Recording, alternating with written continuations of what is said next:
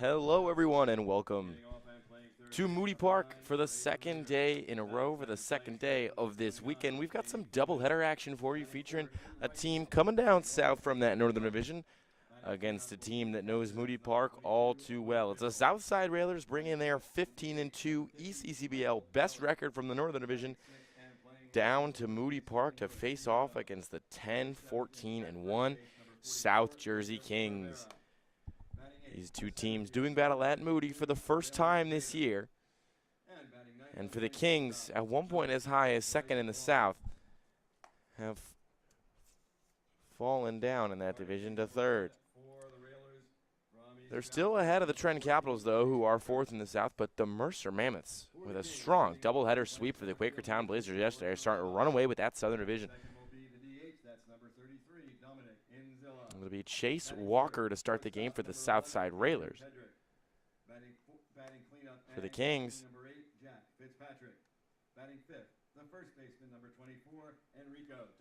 they look to perhaps steal a game here against a team with the best record in the ECCBL, 15-2, the Southside Railers. South Jersey, meanwhile, up and down, hot and cold this season. They've had their moments of brilliance and also had their moments of failure,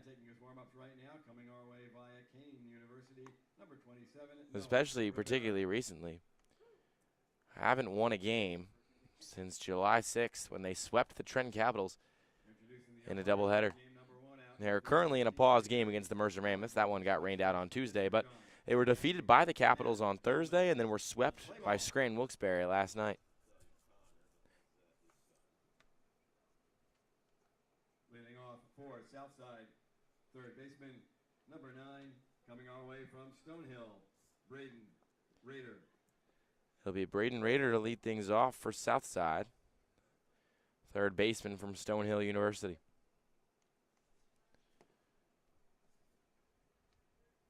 First pitch of the game, and we're underway here at Moody Park. That one's outside. It'll be Noah Rivera on the mound for the Kings today. 23 2/3 innings pitched so far over the summer. This is his fourth start of the year, as that one's fouled away. He's 1-0 and is 1-for-1 in save opportunities. So a little bit of a Swiss Army knife for as part of that South Jersey Kings staff. ERA 2.3, pretty good number for summer ball. Righty spins that one in. It'll be 1-2.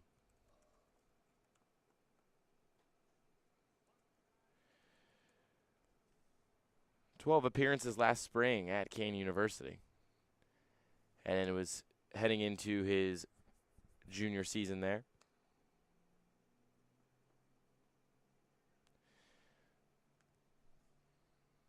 2-2 count now for him. Comes set, kicks and delivers. That one's outside. Count will be full.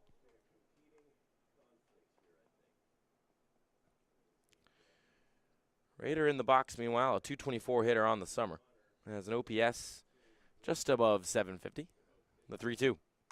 It's chopped back to the mound, controlled by Rivera. He'll flip to first, and there's one away.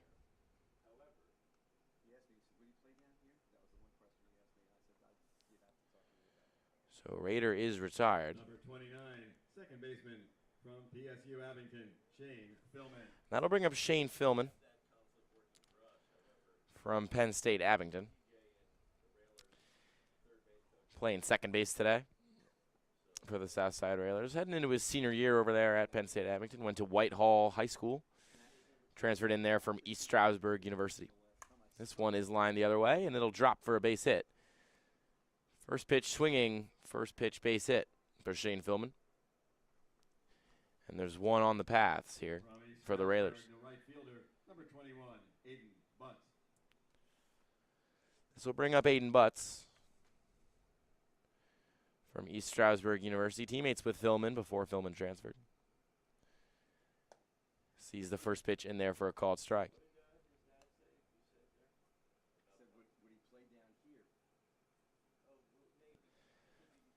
Hails from Nazareth, Pennsylvania. As the runner goes down to second, throw down, not in time. So Philman makes his way over to second. as Rivera already concedes a runner in scoring position early on.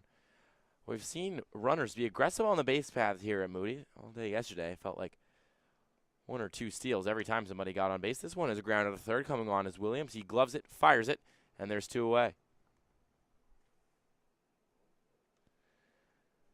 Not before. Philman advances all the way to third, though. Yet with 2 outs here, any sacrifice play is kind of out of the question.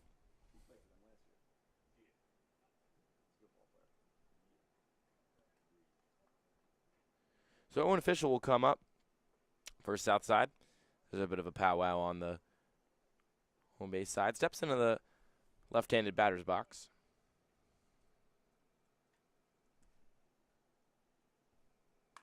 He swings at that one and gets it into the outfield for a base hit that'll score a run. Philman walks his way home as Official not afraid to swing early as the DeSales sophomore is aboard. And nets the first run of this one. So the Railers lead 1-0 here in the top of the first. As so far, Rivera doing a pretty good job pounding the zone, but just hasn't gotten luck with the defense behind him. A couple hot exit velos and ground balls into the outfield. And a stolen base have made this a 1-0 ball game in the top of the first. This brings up Michael Kelly now. Left-hander. Check swings at that, but fouls it away. So it's 0-2 to him. 398 hitter for the Railers this year. OPS 8s across the board. So definitely somebody to be feared up at the dish. He's got 4 home runs to his name, but hasn't hit one since June 20th. As that one's in there for a called strike 3 as Rivera gets him looking with the curveball and escapes the first after 1 run given up. And a couple of base runners. 1 run, 2 hits, 1 man left for the Railers as we go to the bottom of the first. It's Southside 1, South Jersey 0. Hi, my name is Dr. Philip Glassner. I'm a hip and knee replacement specialist at Mid-Jersey Orthopedics. We're a multi-specialty orthopedic practice with offices in Flemington, Bridgewater, and Washington, New Jersey. We have 18 fellowship-trained specialists to take care of you from your neck down to your toes. We offer conservative management such as bracing, therapy, and injections through surgical interventions as well. Our goal is to keep you active and healthy and get you back in the game. We also offer on-site digital x-ray as well as MRI. We have evening and Saturday morning office hours to assist with convenient appointment times, as well as having walk-in appointments available. Call us or visit our website at midjerseyorthopedics.com so we can help you to live life better.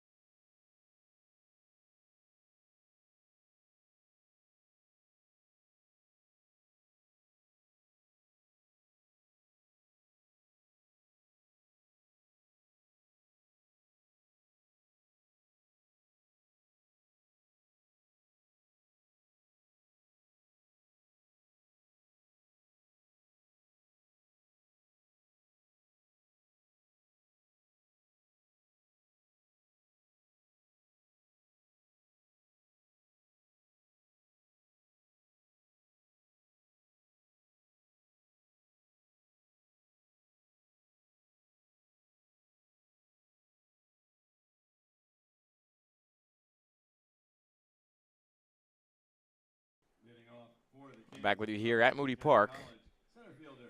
He'll be the center fielder, Jordan Robba, to lead things off for the South Jersey Kings.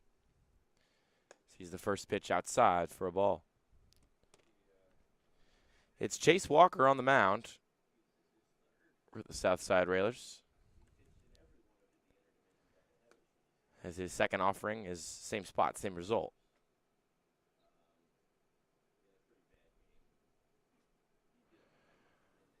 Walker headed to East Stroudsburg University next year. Throws a strike there to make this a 2-1 count.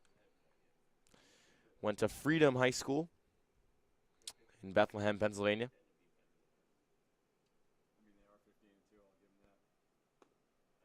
Gets the outside corner with that one. It's 2-2.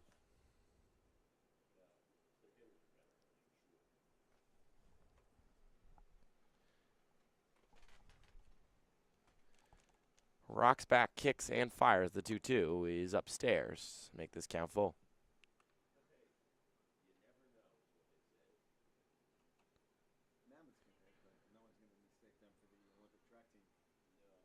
Raba, a .219 hitter on the summer. 3-2 to him is fouled away.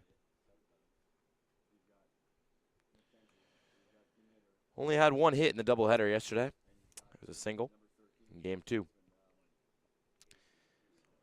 But his hitless game in game 1 of the doubleheader was his first time not having a hit in one since the 28th of June, as that one has popped up and controlled nicely by Blonde, who had to take a couple steps back but brought the ball in.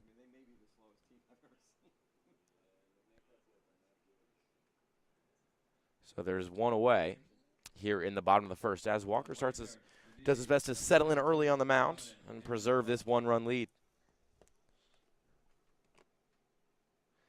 Chase Walker, also a football player, played quarterback at Freedom Catholic. Better on the diamond, though, hence his collegiate commitment, but still started there at QB for 3 years. Had a fair number of strong performances. The 1-0 to Inzilla. Swing and a miss. Counts even at 1.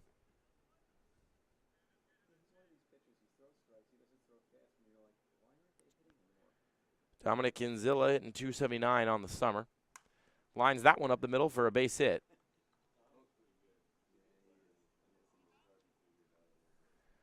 So there's one on and with one gone in the bottom of the first for the Kings. From Harford Community College, the shortstop, number 11, Andrew Pedrick. This will bring up Andrew Pedrick, shortstop. An all-star this year in the ECCBL. Played 19 games, hitting .298 on the summer. Pretty solid stuff, all things considered. That one's there for a called strike, 0-1.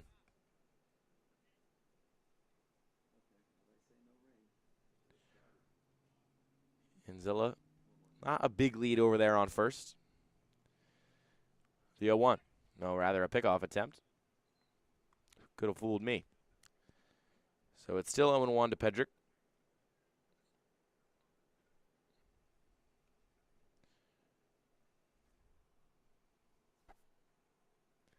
Harford Community College sophomore. The 0-1 to him. Runner goes and it's fouled back.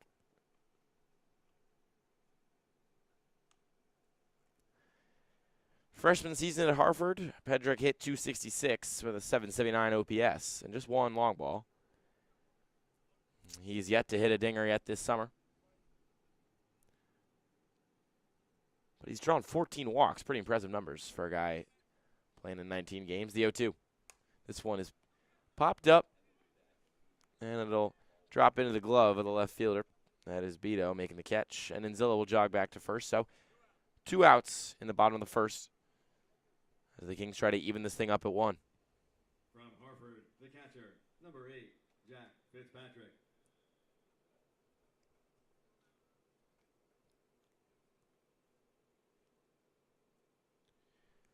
This will bring up Jack Fitzpatrick, the catcher. As another pickoff attempt. Herds Inzilla back to first. Fitzpatrick hitting .312 on the summer. Another all-star and another Harvard Community College player heading into his sophomore season there. Sewell, New Jersey native. Struck out just 6 times all summer across 13 games. Pretty good numbers, and one that should favor him against a guy who's not as strikeout dominant in Walker. The 1-0. Up high. 2-0.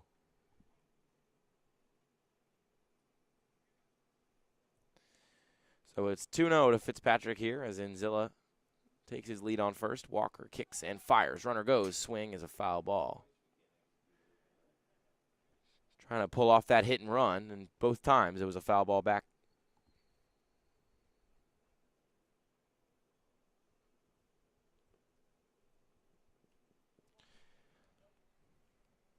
So Walker up to 16 pitches now.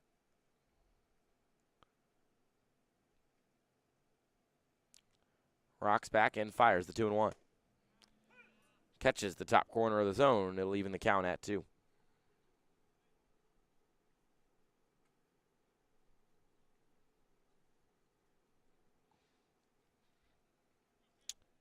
Walker checks the runner. Pickoff attempt. Could be a close play. Did not get him. Official behind the dish got up and started strutting his way to the dugout. Probably more to manifest an out than anything, but he was unsuccessful. So he pops back down behind Fitzpatrick. The 2-2. This one's popped up. Carrying into right field. Butts is under it. He squares the ball up, and he makes the catch. And that'll do it for the bottom of the first. No runs, 1 hit with 1 man left. The Kings remain scoreless as the Railers lead 1-0 over South Jersey here at Moody Park. Don't go anywhere. We'll be right back.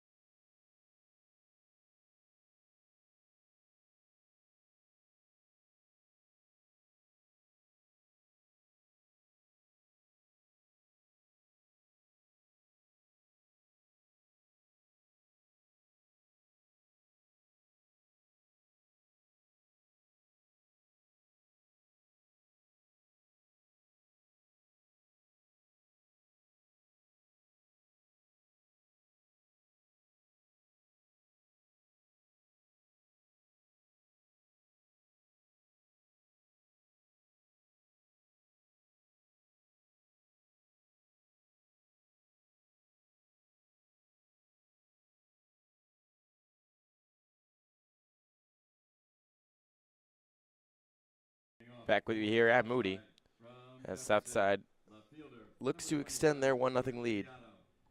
It'll be Diotto to lead things off from Jefferson University. Formerly Philadelphia University over there in North Philly. Just down the street from where I went to high school, so driven by their baseball field dozens and dozens of times. Still on the mound is Noah Rivera. Got out of that last inning after just giving up a run. And throws a strike there to even up this count at 1.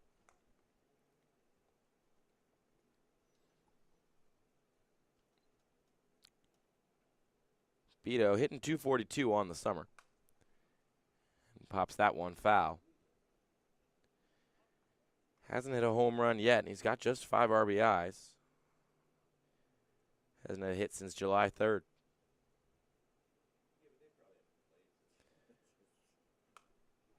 This one fouled away again, still 1-2.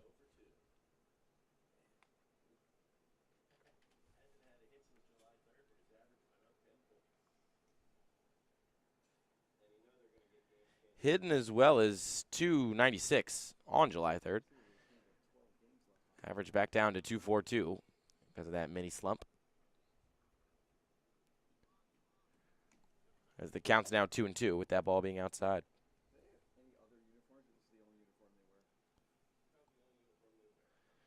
2-2. Rivera kicks and fires. That one's popped foul, tailing past the first base line, and it'll get out of the park.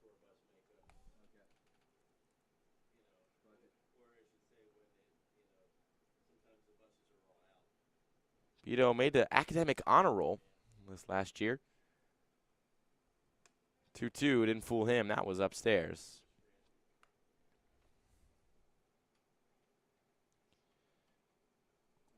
Couple of years at Muhlenberg High School for his time at Jefferson. 3-2. In there for a called strike 3. Got the bottom third of the zone with a fastball. And Beto is retired. First strikeout of the day for Rivera. Second strikeout of the day for Rivera, rather, excuse me. First of the inning. This will be Jason Rivera now to face off against Noah Rivera. No relation, as far as we know.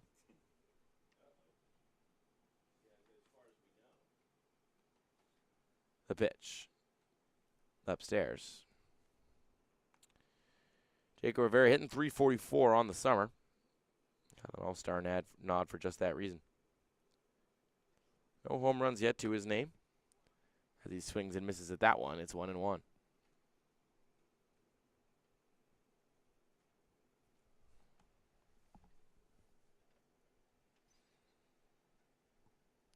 Noah Rivera kicks and fires, and that one's in there low for a ball.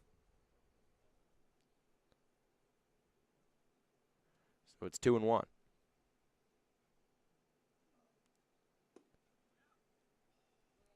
Try to hit that same spot he got the strikeout with on the last at-bat and just missed south, so it's 3-1. Hitters count here for Rivera. Jacob, that is, not Noah.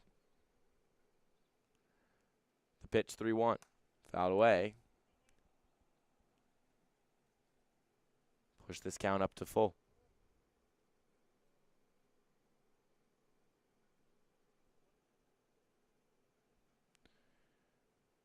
Noah Rivera gets the signal. Comes set, kicks, and fires. Foul down the left field line. Shorten up and staying alive here is Rivera. He struck out just 6 times all summer.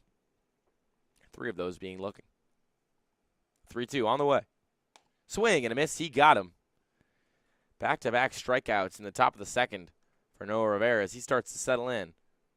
You're at Moody Park.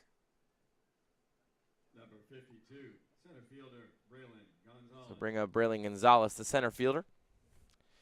Last time out, Gonzalez had his arm sleeves rolled all the way up. He was basically playing a sleeveless jersey. This time, maybe a little bit chillier. So he has the sleeves hanging low by his elbows as the Binghamton product takes a pitch for strike 1.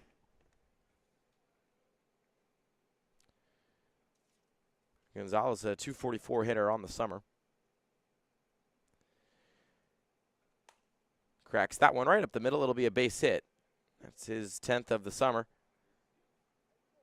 And 3rd in the last 3 days.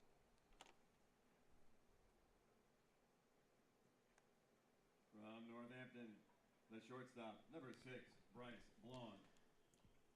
This will bring up Bryce Blond, shortstop from Northampton. With Gonzalez on first.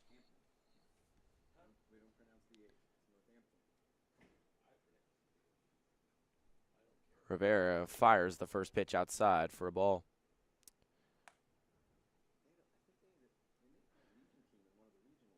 Bryce Blond doesn't feature a lot for this Railers team. But his average got as high as .357 this summer. It's now down to .283 as the pickoff attempt is not in time.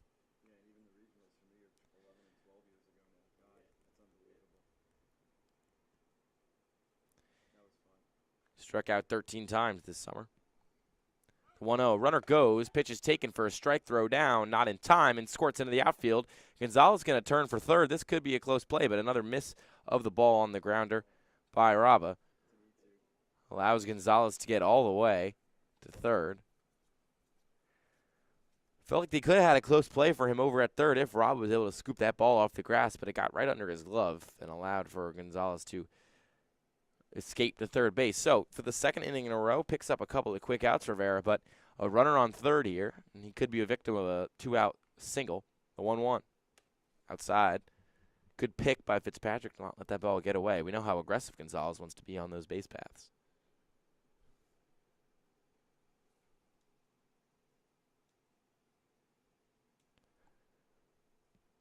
The 2-1. Swing and a miss. Looking for a fastball. Got the curve. So it's a 2-2 count to Blonde. Kicks and fires. Fouled away.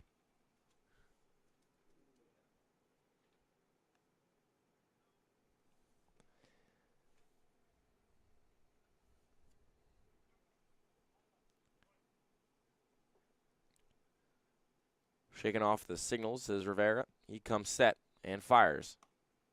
Can't catch the corner. So it'll be 3-2.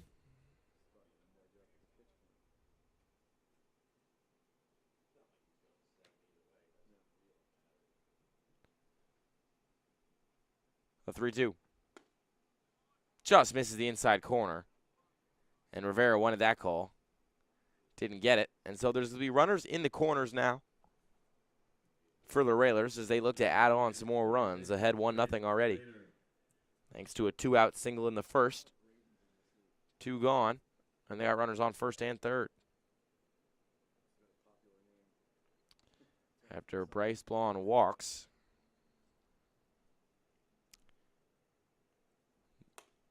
First pitch is a swing and a miss.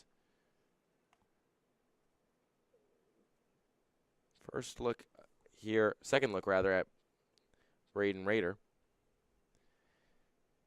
Grounded out his first time up. The 0-1. Runner goes from first to second. There is a throw, so Gonzalez is going to come home, but the throw is not in time, and that'll play to run. Fitzpatrick thought he could gun him down, but he was mistaken. So the double steal works to perfection as the Railers get another run across.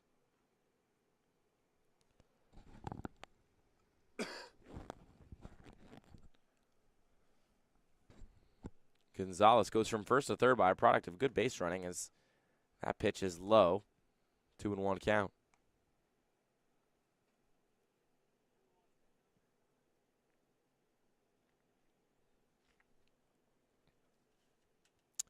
Blonde takes the lead on second.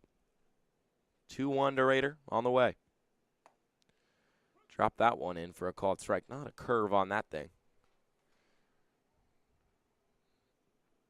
Had Rader leaning back thinking that was coming up to hit him in the face, but it rather dropped in and clipped the top of the zone. 2-2 now. This one's popped up. Not too deep. Coming on is Giuliano. He won't get there. It drops into the grass, and that'll be another run for Southside. Giuliano didn't get the best read on it. Took a couple steps back before having to charge in late. And did not get there in time. So a 2-out rally continues for the Railers. They plate 2 runs. One off of a double steal, one off of kind of a bloop single. It was really more on the read by Giuliano than anything. He stood in place for a couple seconds before charging in. And he missed that one. So Raiders 1 for 2 now, as we're going to get a mound visit.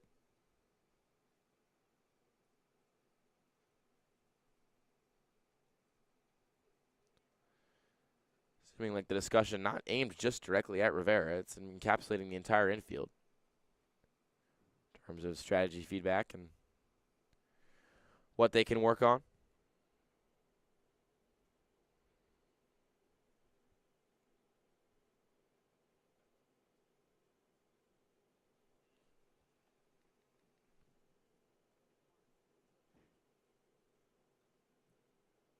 Number 29, second baseman, Shane Philman.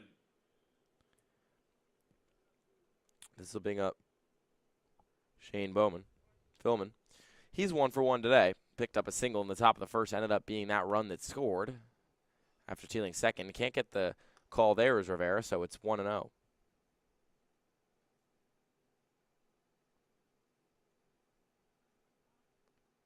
To him. Lined the other way, going back on this Giuliano. He sees it, and he makes the catch. And that'll be the 3rd out of the inning, but not before further damage done. Rivera, victim of a double steal and a bloop single, gives up a pair of runs, and the Southside Railers jumping out to a 3-0 lead early here in Moody. Now is as good a time as ever to remind you that the ECCBL is sponsored in part by Northfield Bank, proudly serving local communities since 1887. With branch locations across Mercer and Henderson counties, Northfield offers simply free checking with no minimum balance, no monthly fees, and no per-check charges. Northfield Bank customers also enjoy free online banking, mobile app access, and a free debit card for everyday purchases. For more information, please visit northfield.com or follow Northfield Bank on LinkedIn, Instagram, Facebook, Twitter, and TikTok at Northfield Bank.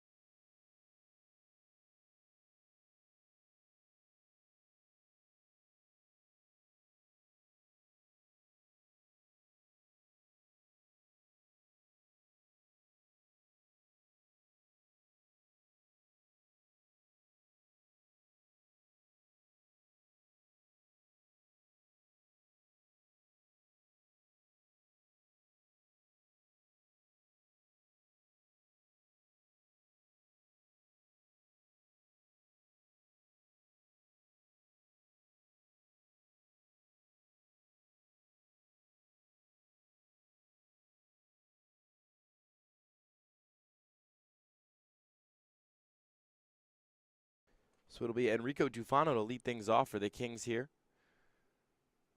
Coming from Franklin and Marshall. Fouls that one back. To fall behind in the count 0-1.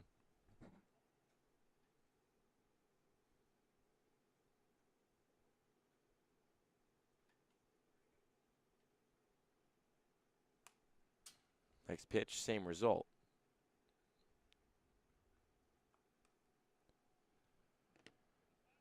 As Tufano behind in the count now 0-2. The Kings looking to plate their first run.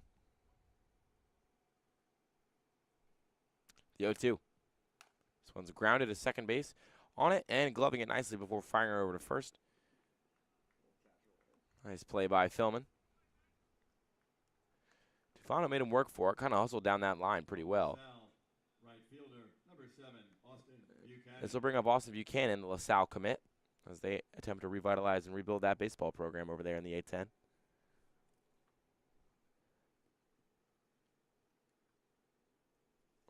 Four starts this summer for Walker. Shortest he's gone is 4 1/3.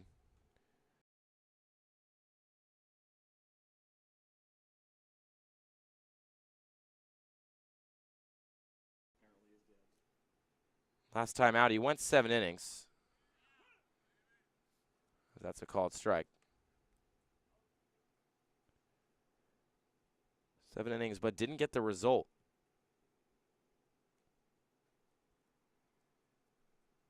The 0-2. Check swing. I say he didn't go. 1-2.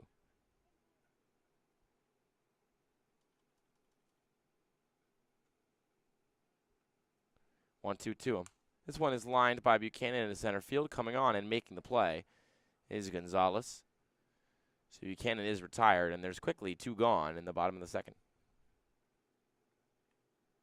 From NJIT, second baseman, number 6, Andrew Shank.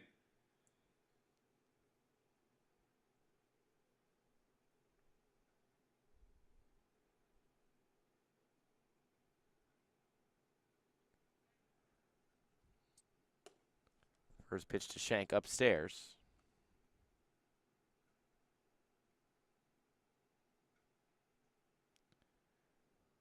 So the 1-0 from Walker is hit high and hard down that left field line. Still tailing foul, and it'll land just past the line, but not before Beto makes the catch. Tails all the way over from the middle of left field to the foul line and snags that one. And that will do it. The side is retired. No runs, no hits, no men left. A 1-2-3 inning for the Railers as they are in control here at Moody Park. Hi, my name is Dr. Philip Glassner. I'm a hip and knee replacement specialist at Mid-Jersey Orthopedics. We're a multi-specialty orthopedic practice with offices in Flemington, Bridgewater, and Washington, New Jersey. We have 18 fellowship-trained specialists to take care of you from your neck down to your toes. We offer conservative management such as bracing, therapy, and injections through surgical interventions as well. Our goal is to keep you active and healthy and get you back in the game. We also offer on-site digital X-ray as well as MRI. We have evening and Saturday morning office hours to assist with convenient appointment times, as well as having walk-in appointments available. Call us or visit our website at midjerseyorthopedics.com so we can help you to live life better.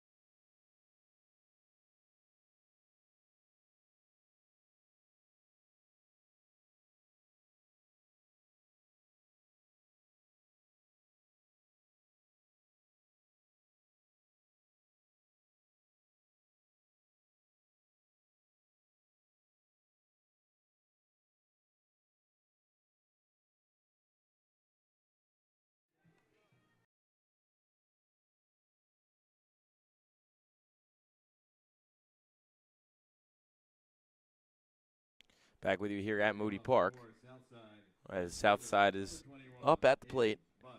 It's Aiden Butts to get things going for Southside. He's Stroudsburg University, as they look to add on to this 3-0 lead. Takes the first pitch for a called strike. Fastball from Rivera gets in there. So it's 0-1 to him. Rivera comes set, kicks and delivers. Same pitch, same result. Not a fan of the count is Butts, but he's got to shorten up and fight it off here. The 0-2. Check swing. Didn't go.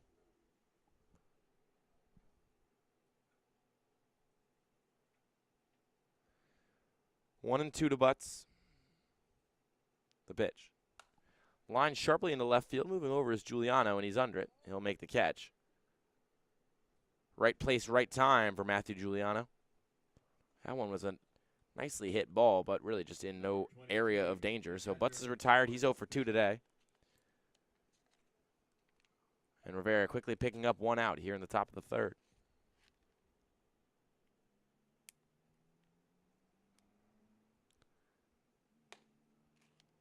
First pitch is upstairs against Fischel, who's 1 for 1 and had that RBI earlier in this one.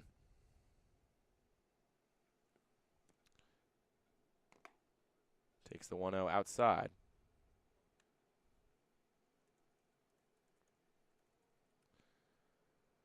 Fischel at DeSales University. The grad student there takes that one for a called strike. Another Whitehall graduate. Got a couple of his high school teammates on this roster. 2-1 is fouled away.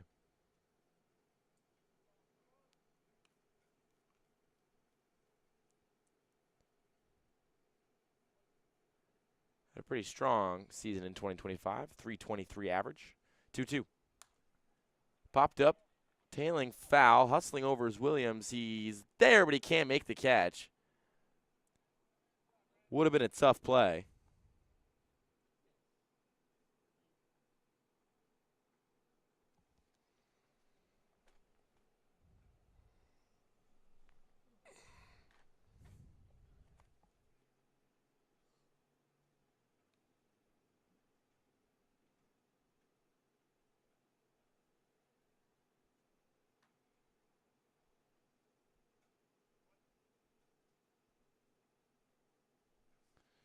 So it's the 2-2 on the way.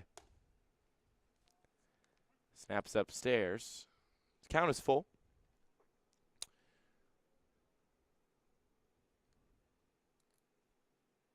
Three-two to Fischel. Check swing, and they got him on the outside corner. Another strikeout for Rivera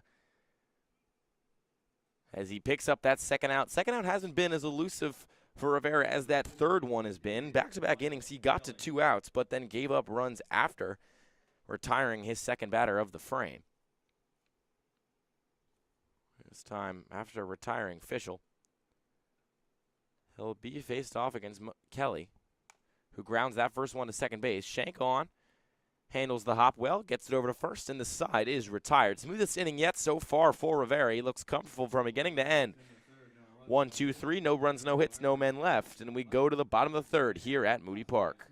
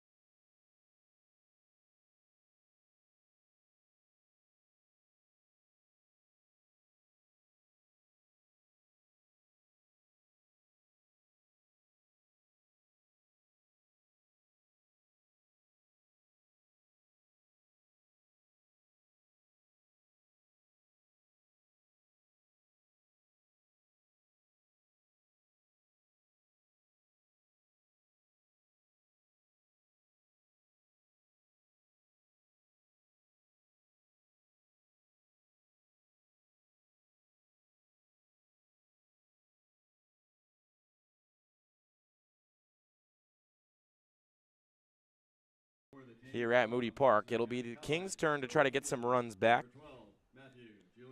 It's Matthew Giuliano, the left fielder, in his first appearance of the game so far at the plate.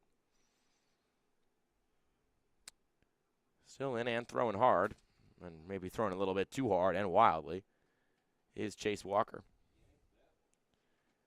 That one skids in the dirt. As he faces off here against Matthew Giuliano, the left fielder.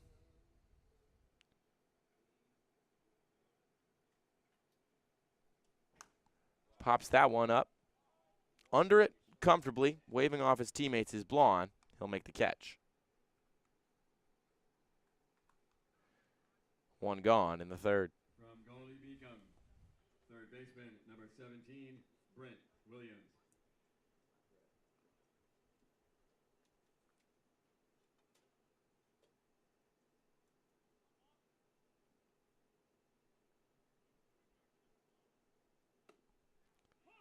That one's in there for a called strike. So after Giuliano is retired, it'll be Brent Williams up. Started a lot of games at second base today. He's in the hot corner. And he's hitting just 196 on the summer across 20 games. The Kings, they've played a lot of contests. You know, you're looking at a league where some teams have way less games played than others because of rain delays and other external factors. Is that one's a swing and a miss. It'll be 1 and 2. And the Kings seem to simultaneously get the best and the worst of the weather luck. They've played a lot of games, but it feels like every time I sit down with gray skies and a Kings game in front of me, it doesn't end up finishing. The 1-2. This one's up in the air. Not that deep. Under it is Gonzalez. He'll make the catch. And Williams is retired for the second out of the inning.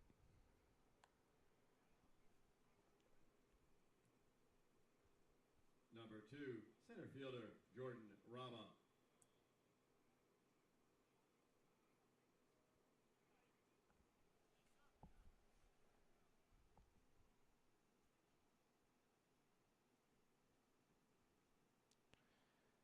Robin now, as the lineup flips over, sees the first pitch, catch the outside corner for a strike. Robin been the Kings' leadoff hitter really all summer. Hasn't really translated what he did in his freshman season at Mercer County to the summer yet. That one's a line to Philman, and it gets right past him. Took a weird hop right in front of him and still deflected off his glove into the outfield, so Robbo will take his base.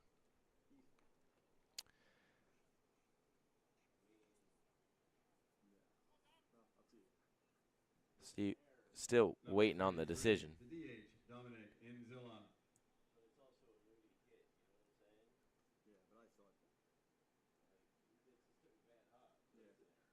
So it's going to be called an error.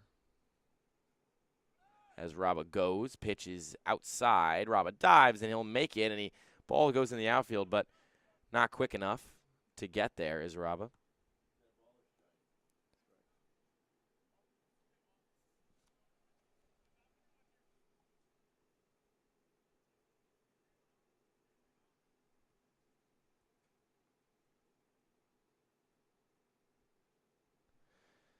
Oh, 1. Raba hops out to his lead on second. Check swing by Anzilla. He went around. I know, it kind of did a little. No, because it took a little sideways. It hit it off the dirt, which is weird. 0-2. As he guides Raba back to second. Bump in the grass or something like that. We had 2 of those yesterday that hopped over the fielder's head.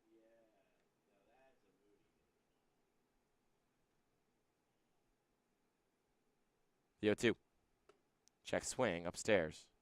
Yeah,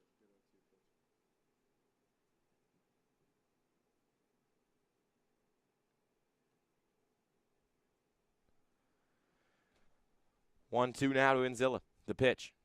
Check swing, ball in the dirt. Chalk flew up, and it'll be 2-2.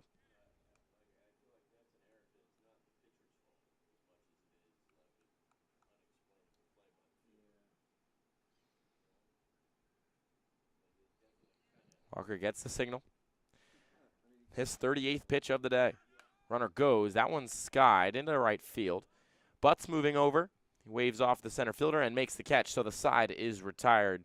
The Kings get a runner into scoring position, but can't do much with it as they go down in 4 and are still scoreless through 3 here at Moody. It's Southside 3, South Jersey nothing as we go to the top of the 4th. Don't go anywhere.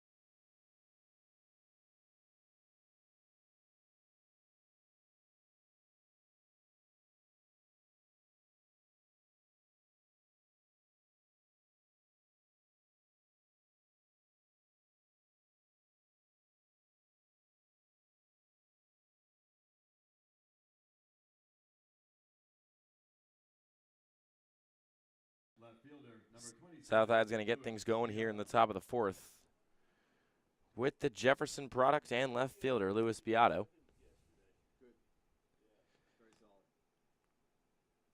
Had a good year at Jefferson this past spring. And is having a really good year here in the ECCBL so far this summer. He's a threat with the bat as well with the glove. One of the better outfielders in the league. That one's 2-0 on the inside fastball. Beato went to Muhlenberg for high school and is from the Dominican Republic. Takes that one outside.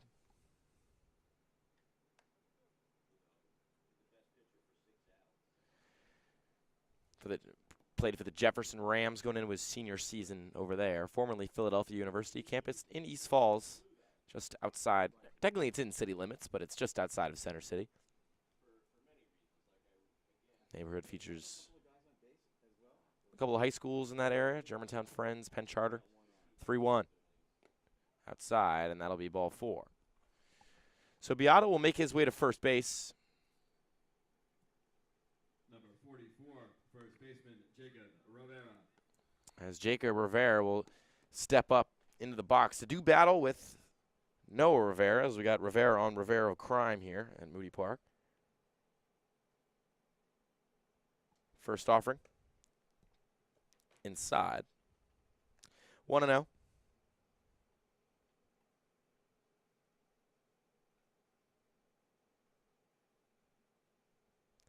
1-0 pitch is fouled away.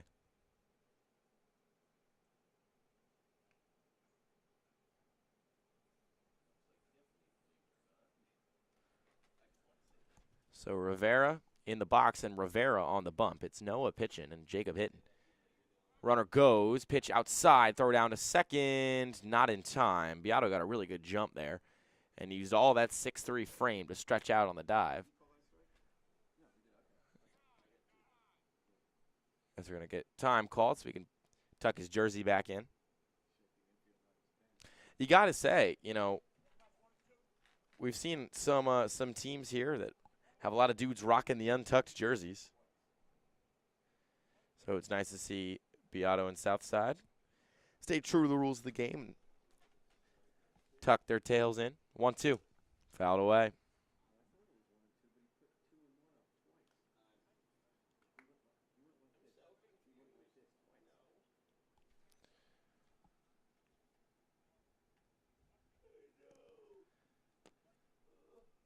Still 1-2.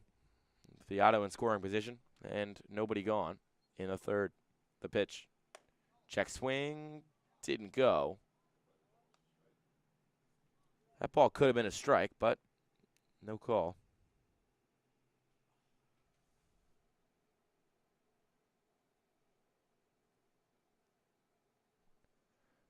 Two hit him. Wore that one right on the wrist. Seemed to just kind of yank out of the hand of Rivera. So he hits Jacob Rivera. And this will bring up Gonzalez with runners on first and second and nobody gone. Number 52, center fielder Braylon Gonzalez. Let's bring up Braylon Gonzalez, the center fielder. We're going to get a mound visit from Fitzpatrick. Just going out to his pitcher and make sure everything's okay.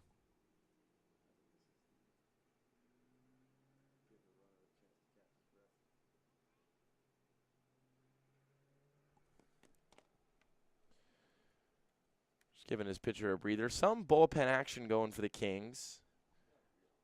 Not really just a guy walking around there doing leg pulls to stretch his quads out, but that's still a person in existence in the bullpen, so you got to call bullpen action to a certain extent.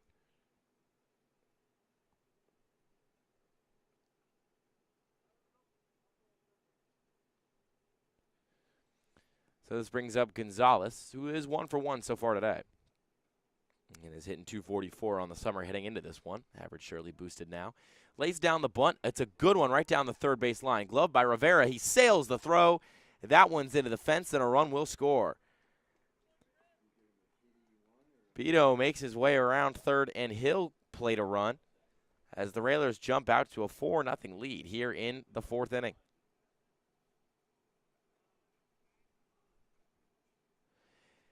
I feel like I talk about it when we see a pitcher calmly handle a bunt or a chopper and turn and fire it over to first. You know, it feels like every time he has a play like that, pitchers will fire it over the first baseman bag. And sure enough, there it was. Kind of in a panic to get that ball in time. Rivera sailed it, thrown over to Tufano at first. His next pitch is a swing and a miss.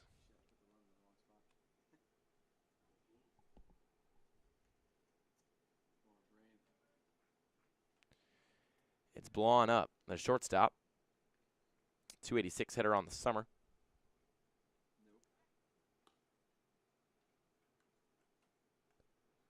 Pickoff attempt futile. Faces an 0-1 count after swinging and missing on that first pitch.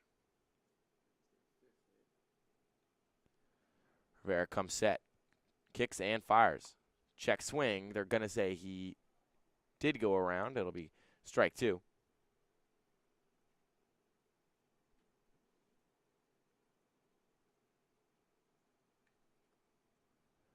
So it's an 0-2 count for Blonde. Here's the offering. Upstairs. First ball of the at-bat. It'll be 1-2.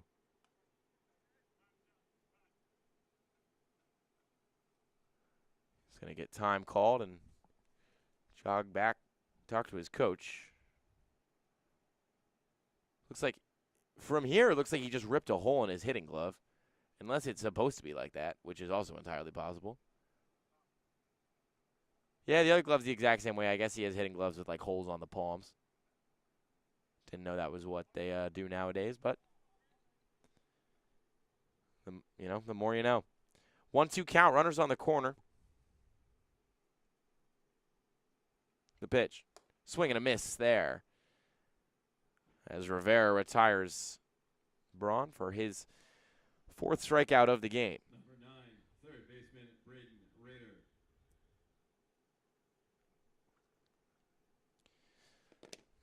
Braden Rader will step to the box now. Lineup card flips over. He let things off for Southside and is here again in the 4th inning. Takes a swing through that and is behind in the count to begin things.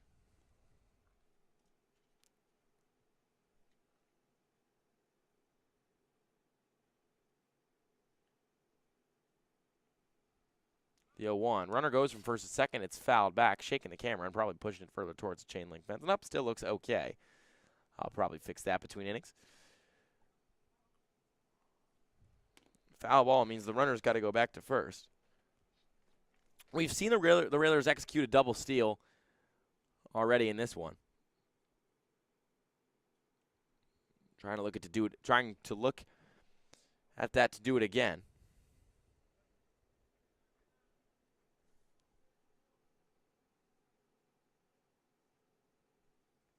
This one's grounded to first, and it just gets past the glove of a diving Tufano. It's into right field. It'll plate 1 run and push another runner to third. So Rader comes up again and nets another run. He's now 2 for 3 on the day. And it's 5-0 Southside here in the top of the 4th. Top of the 4th.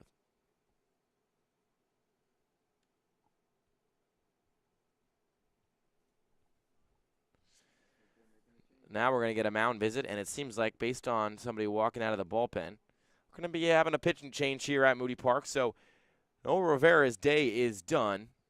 Didn't walk a lot of guys, but struggled with keeping balls in front of his defenders. So he will give up the ball and make his way to the dugout, and we'll make our way to a quick break with more about our new pitcher after this.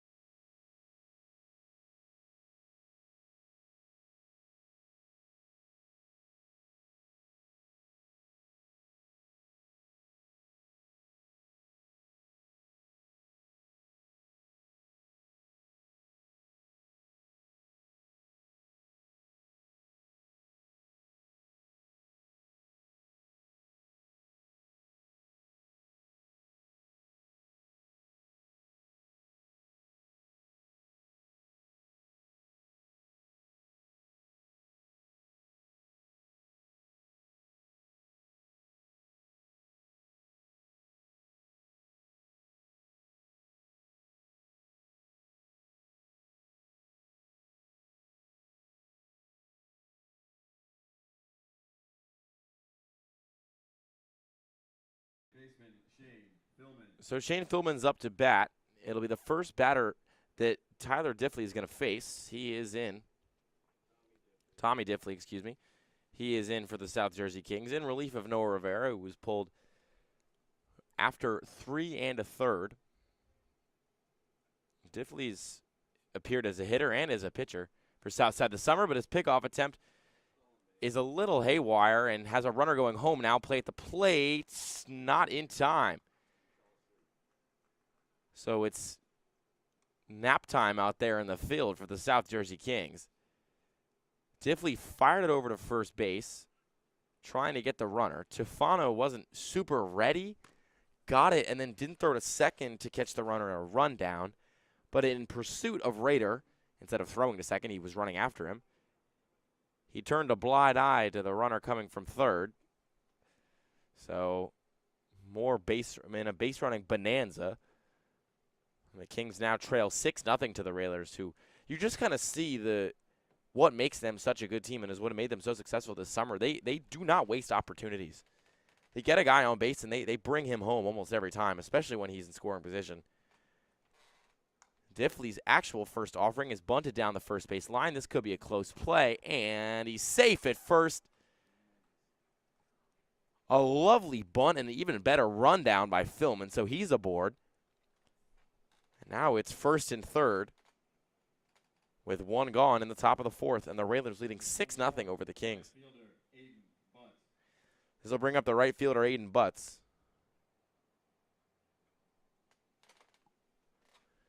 He's got runners in the corners. First pitch to him is outside. It's 1-0.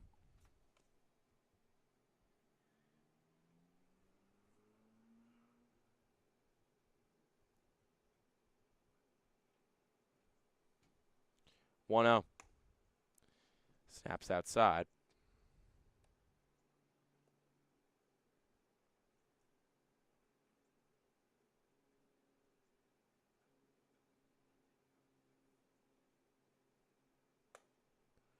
Next pitch is in there for a called strike, so it's 2-1.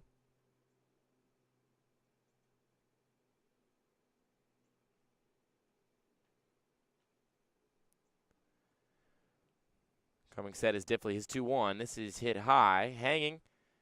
Pushing back is Raba, but he's under it, and he makes the catch. Runner tags from third, the throw in. There will be no play at home. As Raiders across for now the 7th run of the game for the Railers.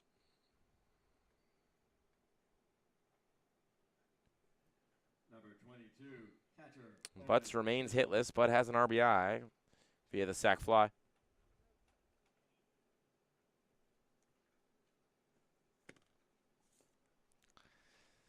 So it's Fischel up to bat now. He's 1 for 2 so far today. Has an RBI single to his name. And then to his grad season at DeSales University. A really effective player for them last spring. Diffley, meanwhile, this is just his 4th appearance as a pitcher. He's been a reliever all 4 times. That one gets the corner for a called strike. Given up an earned run. Before today, he had given up an earned run in just 1 of his 3 appearances. It was a 4-run boatload that he gave up on May 30th against Trenton in one of our first games of the season. Trenton Capitals, that is, as that pitch is in the dirt outside.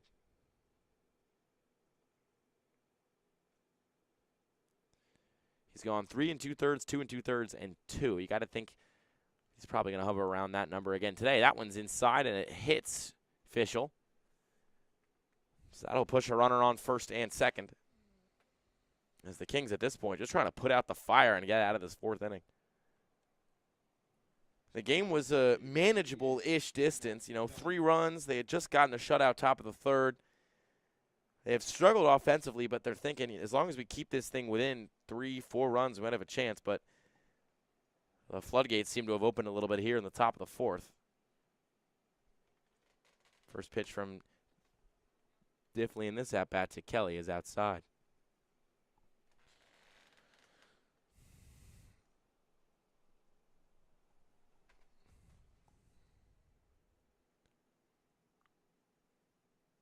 Diffley's 1-0.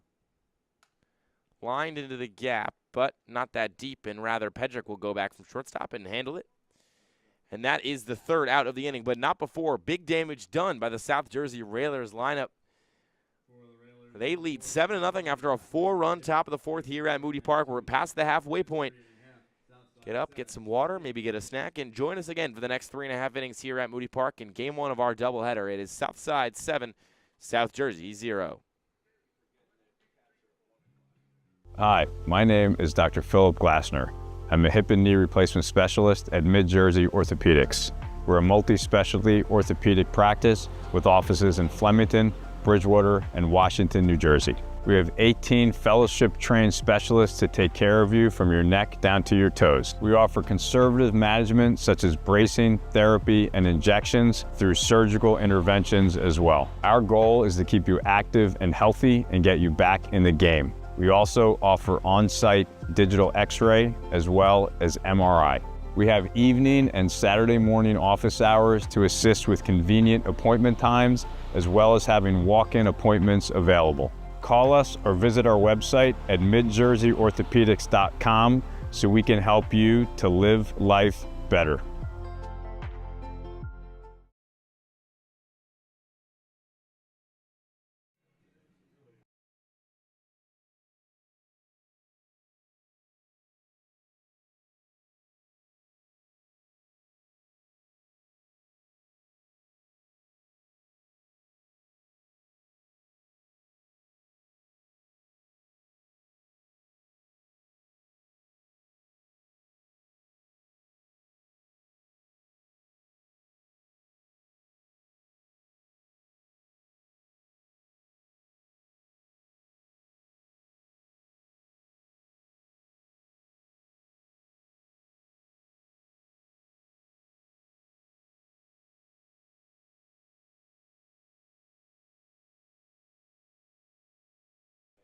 The All-Star Andrew Pedrick to lead things off at the Kings. They try to just claw back anything as he lines that one sharply into the gap.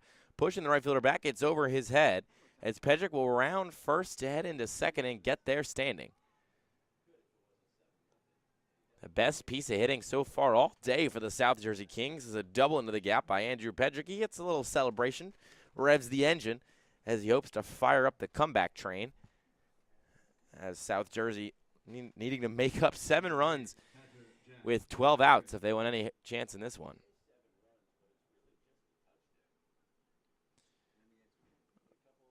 You know, even if they could score a touchdown and go for 2, they'd have the lead. But unfortunately, we're not on the gridiron. We're on the field. 7-0. First pitch to Fitzpatrick in the dirt.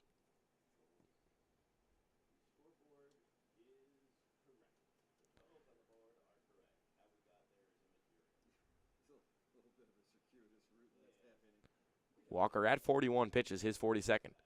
Check swing. They're going to say he went.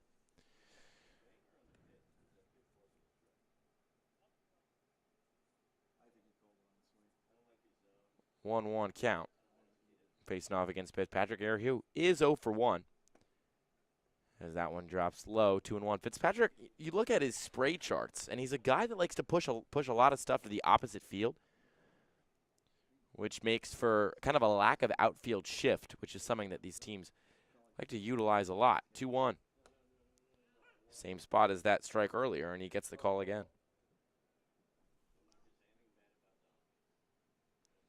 Fitzpatrick, an all-star this season from Harvard Community College, heading into his sophomore season over there, his last year there. The 2-2. Gets him in the same spot, and he is retired with a backwards K. Fitzpatrick shakes his head, doesn't like the call, but he'll walk down to the dugout. Strike 3 was more obvious, but the first 2 might have been tight. Regardless, the call is the call. We don't have automatic balls and strikes or challenges them, anything like that, like they're putting in MLB All-Star Game. So Tufano will poke that first one foul.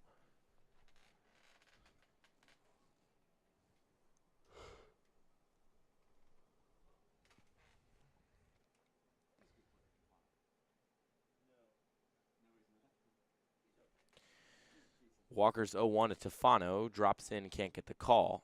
His dugout wanted it. So it's 1-1.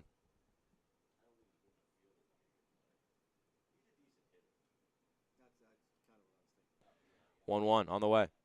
Fastball hit high, hanging and pushing back the outfielders, but Beto is under it. He makes the catch. Tagging is Pedrick. No, rather, he'll just deke and head back to second base. Probably trying to force a bad throw out of the left fielder, but when you got Beto over there in left field, you're not going to get that very often. Number 7, right fielder, Austin.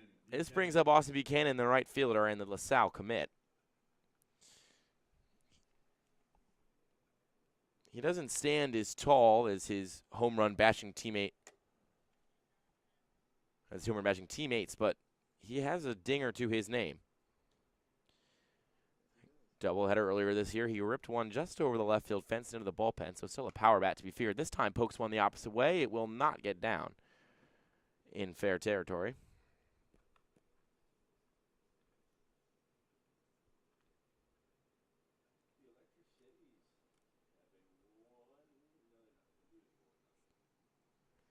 (7-0) ball game.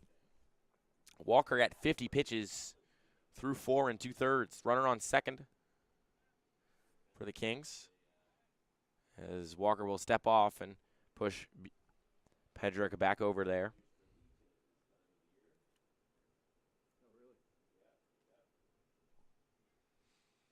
The 0-1. Curveball in there for a called strike. It'll be 0-2. So we went fastball early, went curveball second pitch. Buchanan now looking down at his hands, trying to figure out what might be coming next. He's in a tough position here. He's going to have to shorten up and see it well out of Walker's hand. The pitch. This one grounded sharply to third. Could be an easy play. Raider collects it, fires it, and that is the third out of the inning. Still being shut out as Walker continues to cruise. The South Jersey Kings, 0 spots so far through 4. Their opponents, the Southside Railers, man, they've had their way offensively. 7 runs on 7 hits for them. It's a 7-0 ball game. We're through 4 here at Moody. We'll talk to you in the 5th inning.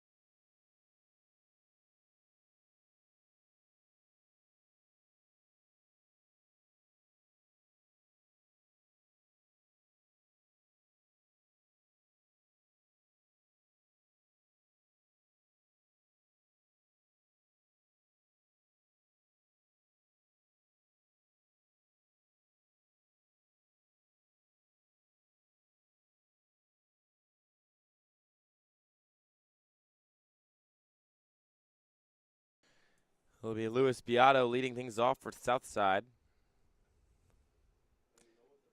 Made a nice play in the field in that last inning.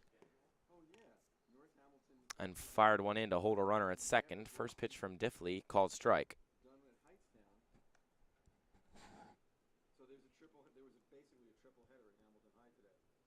Completion of Hightstown Trenton, completion of Broad Street Hightstown, and then North Hamilton Broad Street regulars. This one cracked to shortstop on the play, and then rather through his glove is tough play by Pedrick. That thing chopped towards him and then took a funky hop off the Moody dirt. But it'll be an error on the shortstop. Still a play he's got to make as Beato reaches first safely.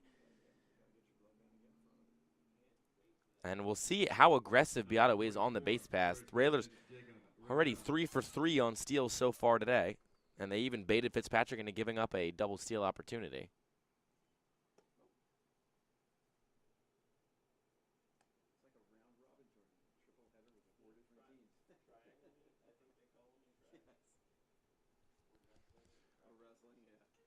One 0 count.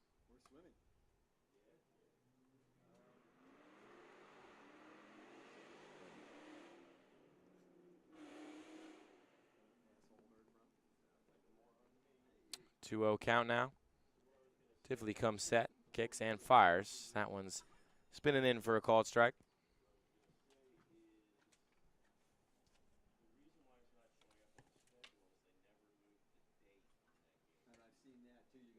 Lefty comes set, checks Beato on first and spins that one. It's fouled away. So it'll be 2-2. As Diffley looks to get the opening out of the inning. Was a victim of a tough Pedrick error. They had things going. That put Beato on first. His next offering in, the dirt runner goes, but there will be no throw down. So 4 for 4 on steals today is Southside. They'd taken advantage in the stolen base capacity, but also just extending on these sac flies and sac bunts and errors. Dominating the base pass of the Southside Railers. 3-2 count. Diffley checks the runner and fires. Line the other way. It'll get down for a base hit. Beato going to dig in and head home. He wheels towards home plate and will get there standing and smoothly.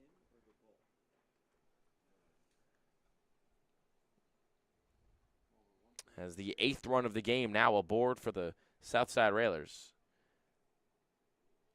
Having a good day offensively on every front. Number 52, center fielder, Braylon Gonzalez. Still nobody gone here. It's Braylon Gonzalez up at the dish.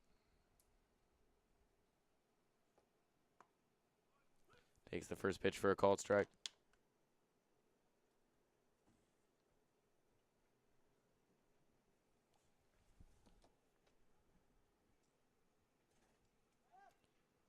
Diffley gonna try to push back on the base pass with a pickoff attempt. Still, that stuff has just not been effective against the aggressive base running team that is the Southside Railers. The pitch grounded to third. Williams will give it up for Pedrick, who will glove it, but rather just knock it down. Second tough play of the inning for Pedrick. And that one nets another base runner, so 2 on. Going to give a single on that one after the previous one was an error. So maybe less of Pedrick's fault, but still a tough play to give up. As now we have entered mercy rule territory here in the 5th inning. Couple runs plated here, and we could be done after 5 in game 1 of this doubleheader. Nice slider in from Diffley. Got him in the back door. 0-1 count to Blonde. Gonzalez and Rivera take their leads on first and second, respectively. The 1 way outside. That one couldn't spin like the last one did. And the runners will advance. That one didn't have the horizontal break on it that the last offering did.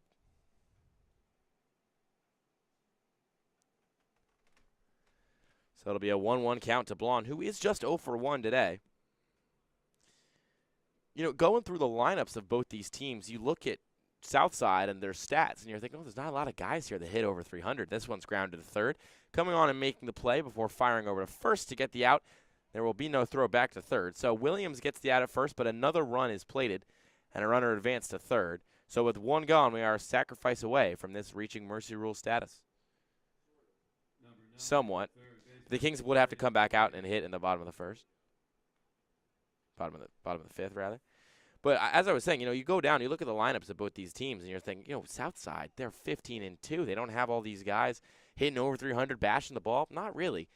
A lot of dudes that just walk and get on base, and then really just an advantageous team in Southside. They do a really good job with runners in scoring position. They do a really good job with just generally with ducks on the pond. And we're seeing that out in full force today. Just a couple extra base hits, and their pitching staff is as big a part of that as any. They have given up the least amount of runs in the ECCBL with just 56. Their offense is more middle of the pack, but still does a good job. That one's fouled away and over the bullpen and behind.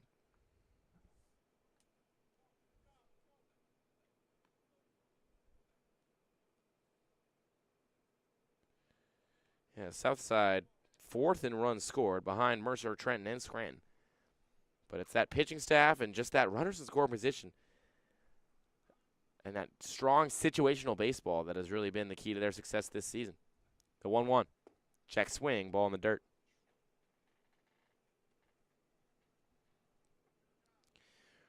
Raider led things off in the top of the first and is 2 for 3 so far today. He's had a strong day in the top of the lineup. Hits this one high and hard back in right field as Buchanan, still going back on his heels, catches the ball. Runner tags from third. There will be no play at home, and that is 10. So that is 10 in the fifth of a 7-inning game. And now if the Kings fail to score in the bottom of the frame, that will do it for Game 1 here at Moody Park. Thankfully, Ben Chadwick, who will be walking through the second game, just sat down next to me. So we will not be caught out of our depth here. We will have somebody on the mic for both these contests. So the bases are clear now as Diffley offers to Philman, who will just pop that up to first and not even bother running into the bag. It'll be a quick tag by Tufano, and that will do it for the side. Still, they net 3 runs on some good situational hitting and some tough plays in the field as Southside leads 10-0 over the Kings, who are down to 3 outs if they want to keep this ball game going. Now, a good a time as ever to remind you that the ECCBL is sponsored in part by Northfield Bank, proudly serving local communities since 1887, which branch locations across Mercer and Hunterdon counties. Northfield offers simply free checking with minimum balance, no monthly fees, and no per-check charges. Northfield Bank customers also enjoy free online banking, mobile app access, and a free debit card for everyday purchases. For more information, please visit northfield.com or follow Northfield Bank on LinkedIn, Instagram, Facebook, Twitter, and TikTok at Northfield Bank.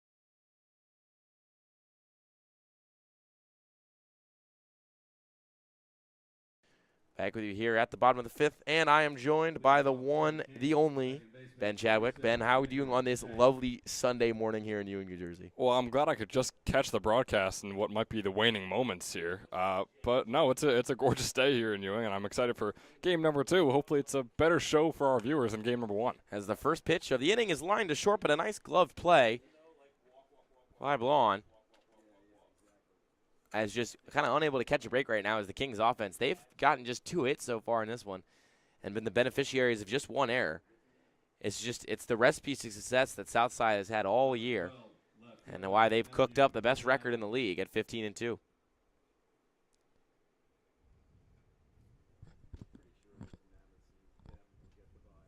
The 0-0. Walker finds the top of the zone as Giuliano is falling behind the count. 0-1 early on. The 0-1. Can't catch the bottom third. Yeah, and to me it's just unbelievable that this is Matthew Giuliano's second at-bat of the day. Yeah. And we might get to the order just twice total for the Kings, and it might be all over. 1-1 to him.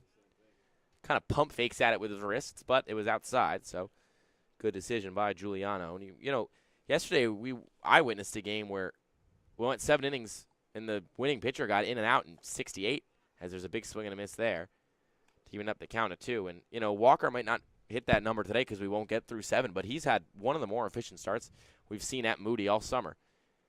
And, you know, he's just the head of the dragon on that really good starting pitching staff over there at Southside.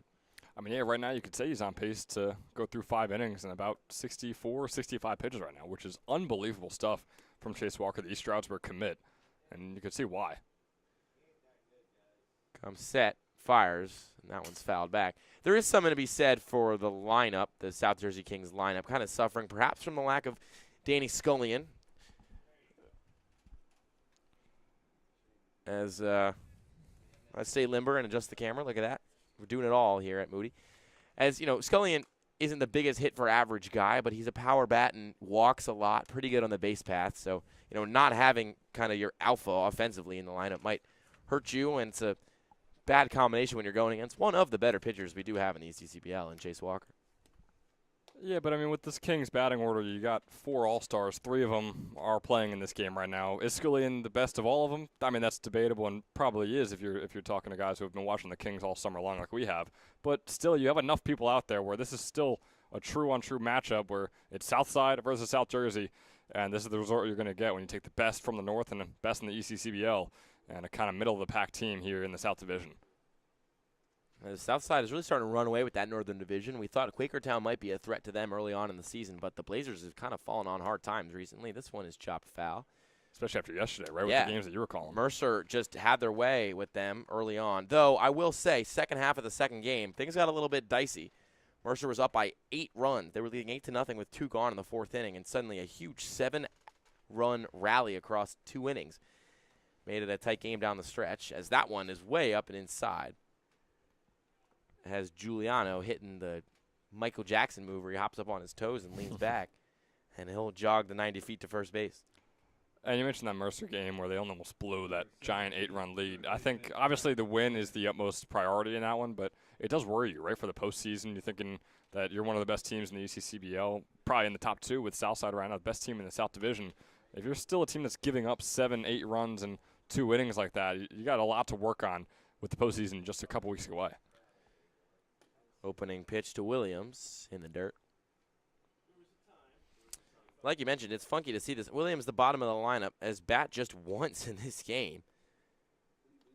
So to see him hit maybe twice in a 5-inning game is pretty crazy. It tells you how Walker's been throwing, as that one spun in for a called strike. It's 1-1. And it still rings true. I mean, they could a double play right here would still just make it twice through the entire order, the entire game. Here in game 1 of the doubleheader, which we don't have confirmation, but that's got to be maybe the first time it's happened this summer. That one's thrown down. 2-1. It seems like based on the little wire I'm seeing sticking out of the catcher's mask, Quakertown not Quakertown, excuse me, Southside might have pitch comm out there, which would be pretty cool, as that one's a called strike, 2-2. Don't get that a lot in the ECCBL, but there's some sort of radio system. At least there's a squiggly white wire that usually, you know, Secret Service agents have coming out of their ear, sticking out of the helmet of the catcher back there, official. That one's low, so the count is full. No, it is pretty impressive. And Owen Fischel, obviously another ECCBL All-Star, and could be why they're so good defensively. Of course, the talent is there, and for Southside, obviously, but that communication is huge between the catcher and the pitcher. 3-2. Poked away, foul. And, you know, sometimes they might be dealing with some raucous crowds. Can't hear. I don't really know what the North Division gets into, but even on a nicely populated night in Moody Park, it's still pretty easy to hear one another. 3-2. This one is lined sharply. It could get down for a base hit, and it does. So 2 aboard here for the Kings in the bottom of the 5th as they keep on fighting. And this will bring up the top of the order again. So like you mentioned, we go through the lineup twice, at least twice. Number 2. As Raba Jordan Raba. steps to the plate. And this has always been something that I've wondered about so far this summer. Jordan Raba has been the leadoff hitter essentially since day 1 for the Kings and has always been, despite only being a .220 hitter for them this summer. Now, he was incredible at Mercer, but hasn't really been the exact same this summer. But that one, he's all over on the first pitch. It'll get down for a base hit, and these bases are loaded. With 1 out in the bottom of the 5th. All I guess they needed to feel was a little bit of pressure, and their backs against the wall, and the Kings' bats have woken up. Oh, they want to play on. You could tell. They want those full 7 innings, even if they're down 10-0. We've seen crazier things. We saw 8 runs in 2 innings yesterday. We did. So the bases are juiced now. This brings up Inzilla. Robbo Williams and Giuliano manning each bag. The pitch way upstairs almost hit Inzilla. He had to duck to get out of that. First really any cracks we've seen from Chase Walker all game. Throwing stuff that's finally hittable. Although he hasn't walked a lot of guys yet today. His 1-0. Fastball upstairs. Gets the call. Not a big fan of that where the South Jersey players are coaches. Hard to blame him. That one looked a little bit high. Yeah, Walker putting on arguably his best game so far this summer, just trying to close it out in the right way.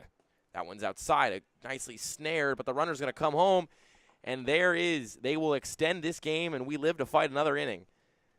As the Kings get a run on the wild pitch with the bases loaded, down 10-0 to make this a 10-1 ball game.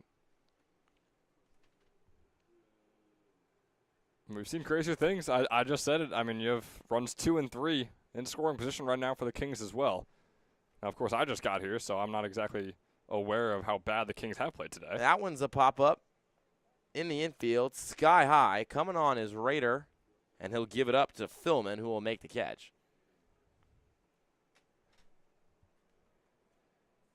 So now 2 gone in a 10-1 ball game.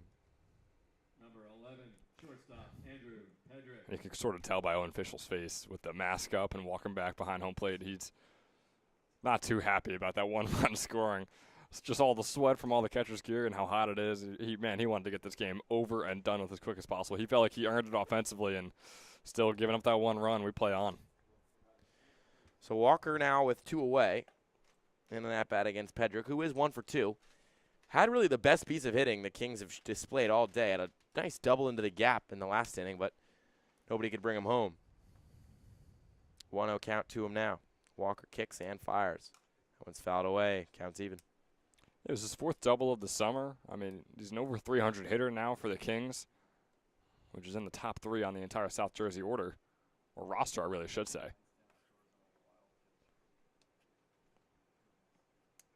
1-1. The offering. Inside, 2-1. Well, I think it's just me. I think the Kings are just used to me being at their games, and they want to impress me. They so felt once, comfortable, once I got yeah. here, they're like, we got to show off for It's Ben. like the Jordan Poole highlight tape, you know. Once Ben Chadwick's sitting front row. Am I the baddie at courtside?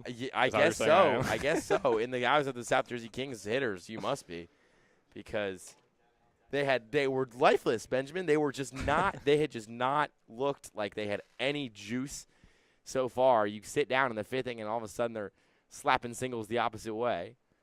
As there's a 5-pitch walk. It's just the effect I have. I don't know what you want me to say. I mean, it's just I can't control it. I wish I could. It's a blessing and a curse. What is it the kids say these days? Aura? They say you got aura, Ben? That must be Aura. Am I farming it right now? Who knows? I'm not too sure how to use those words, but I'll figure it out. You know, you're getting up there in age. It's hard to blame you. Bases loaded, 2 outs. First pitch to Fitzpatrick outside.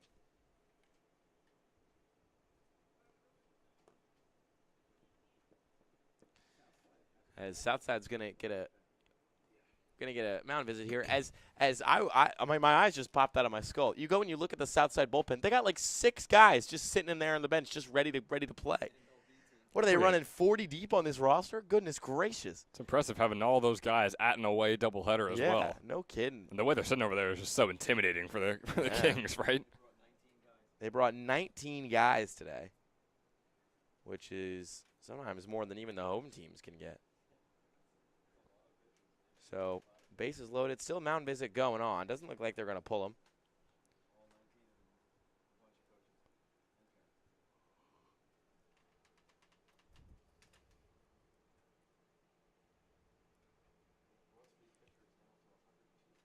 Yeah, and even in yesterday's first doubleheader with the Gens and the Rattlers here at Moody Park, Gens probably had 14, 15 total players. I mean, it was pretty much the same 9 across the order, and then maybe 3 or 4 pitchers the entire doubleheader.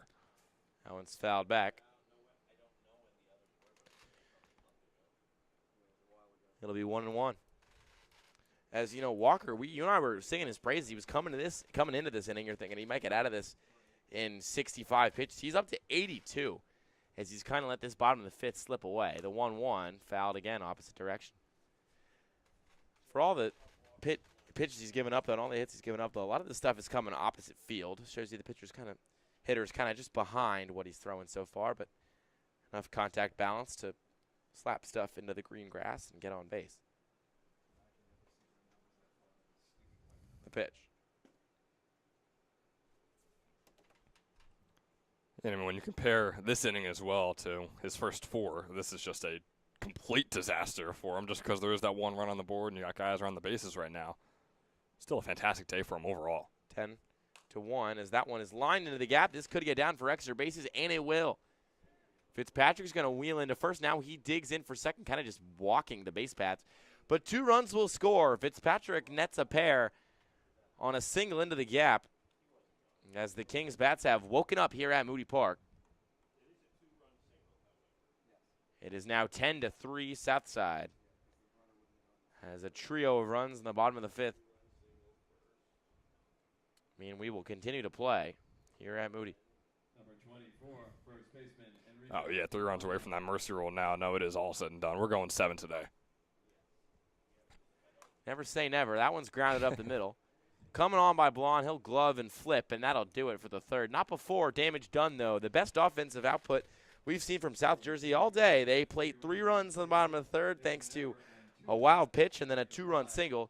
It's 10-3 Southside as we go to the top of the 6th. Hi, my name is Dr. Philip Glassner. I'm a hip and knee replacement specialist at Mid-Jersey Orthopedics. We're a multi-specialty orthopedic practice with offices in Flemington, Bridgewater, and Washington, New Jersey. We have 18 fellowship-trained specialists to take care of you from your neck down to your toes. We offer conservative management such as bracing, therapy, and injections through surgical interventions as well. Our goal is to keep you active and healthy and get you back in the game. We also offer on-site digital x-ray as well as MRI. We have evening and Saturday morning office hours to assist with convenient appointment times, as well as having walk-in appointments available. Call us or visit our website at midjerseyorthopedics.com so we can help you to live life better.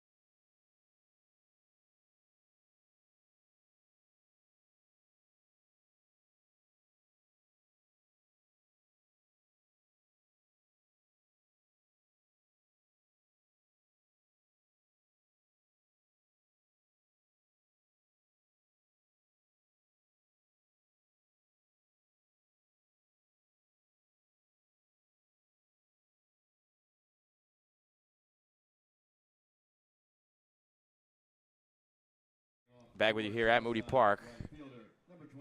It'll be Aiden Butts to lead things off for Southside, as we're going to get a pitching change on the mound for the Kings. Southpaw out there. It'll be Drew Costello on the mound for the Kings. His first offering of the day in dirt.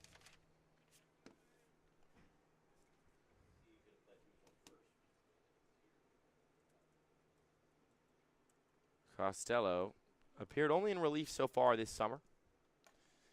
Next pitch is a called strike. This is his 7th appearance of the summer. Has never gone more than 3 innings. He went 3 against the Generals on June 24th. Gave up 1 earned run. Never given up more than 2 in an appearance. This one, swing and a miss. Foul ball. Excuse me, swing and a miss. 1 and 2. And that's that range true where you said he never gave up more than 2 in an appearance. That means that's our guarantee that we're going 7 just as long. Because, I mean, the Southside Railers have to score 3 in order to get back into that Mercy Rule contention. But if Costello's not giving up 2 in any single appearance this summer, seems like the Kings have a pretty good shot to go 7, not to win this game. It's like Rocky, you know. They got to go all 7 rounds. Rocky went all 15 with Apollo Creed. The 1-1, way outside. I mean, that thing didn't even hit Fitzpatrick's glove.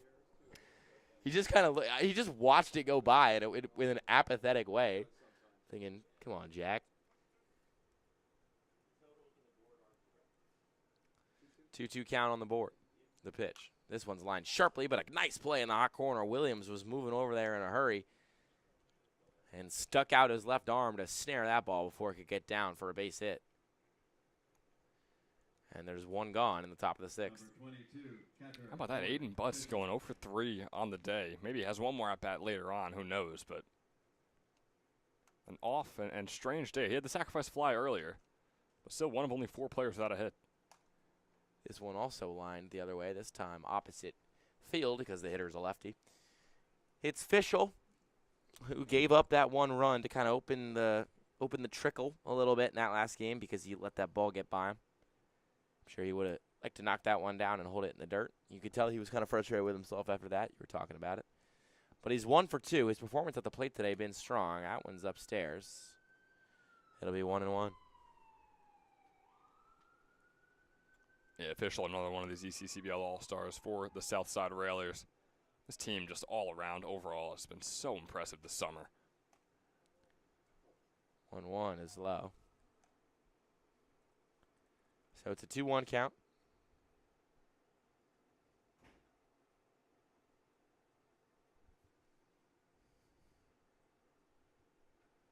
Pitch to Fischel. 3-1. Can't get the bottom of the zone on the fastball. That looks pretty close to me, though. It was fairly close on Fischel, but, you know, us as Jersey Baseball Nation, this is the guy we root for, joined us on the broadcast over there at the ECCBL All-Star game in Quakertown for a half inning. 3-1, chopped fair, and then trickling foul. Hit the seam between the grass and the dirt, and then shot over the foul line. So the count will be full, 3-2. That was Owen Fischel from DeSales and Shane Philman at Penn State, both of them joining us on Jersey Baseball Nation. They were pretty entertaining, I gotta say. We had a couple of Caps players join us too in the next half inning after that. That was a great time over there in Quakertown. Of course, the North just barely winning that one in the end. 3-2, check swing, and they're going to say didn't go around, and the ball was outside. Costello not very happy with that call, kind of angrily power walks towards his catcher, gets the ball, and then spins back around and heads back to the mound. Number 50, the DH, Michael Kelly.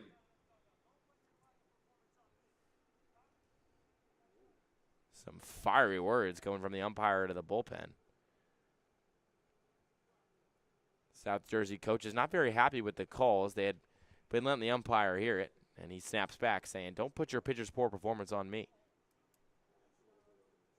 Yeah, I mean, it's a 7-run game, right? When we have Coach Coryell from the Trenton Generals talking with the ump when he's in a 1-run game and there's a close call at third base, that's understandable. Like, you're down 7, you got 6 outs to work with. It's just not worth it. So Kelly's up now, 0 for 3 so far today. Sees that pitch low for a ball. Costello fans his hands in disappointment. He's still chirping to the umpire, letting him hear it. Seemingly nobody very happy about the state of affairs. Yeah, shortstop Andrew Pedrick waving his hands in the air too. 1-0, swing and a miss. Maybe a little bit of anger behind that fastball. Blew it right by the hitter. It seemed like there was. Strange dynamic going on late in this game when it's not a close game, which is not something you often see. Kelly at the mound's had 4 home runs this season, 1-1. This one's lined sharply up the middle into the outfield. It'll be a base hit. To scoop that one up is Rabba. He'll chuck it back into Pedrick, and there's runners on first and second here in the top of the 6th with 1 gone. That now makes it 4 straight games for Michael Kelly with at least 1 hit. Was getting worrisome there, went 0 for 3 to start, like you said, but now going 1 for 4 with that single right up the middle.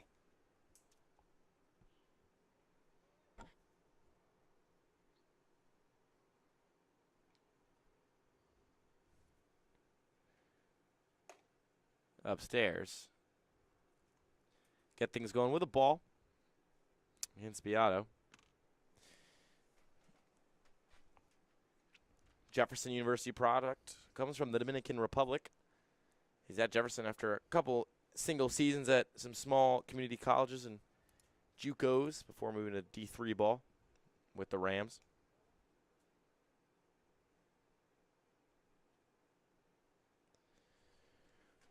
1-1 count to him from Costello. Here's the pitch. Can't catch the corner. Costello, not a fan of that. Exhales, shakes his head.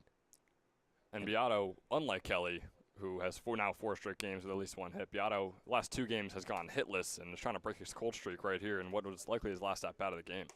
Swing and a miss there. It's 2-2. Beato, no home runs to his name so far this season, just 4 extra base hits. Oh, you're looking for that 10-run lead, aren't you? Just pointing out, I'm thinking how I'm thinking, and I'm observing. 2-2 to Beato. Swing and a miss. And Costello got him. Drop the curveball in upstairs. And the 2 away here in the top of the 6th. And that was sort of a half-hearted swing right there by Beato. You could tell you kind of decided halfway through the swing, oh, wait, no, this is going to be a ball. And then that kind of stopped himself. He hesitated, and the bat never even fully went around. Jacob Rivera up now. Looks at that first pitch. Inside, hits the fence, and the runners will jog to their next bases. Pretty easy advancing on the pass ball. And Rivera was saying that clipped him on the forearm and was trying to say that to the home plate umpire, but he was saying, no, get back in the batter's box. I didn't see it, so I can't call it.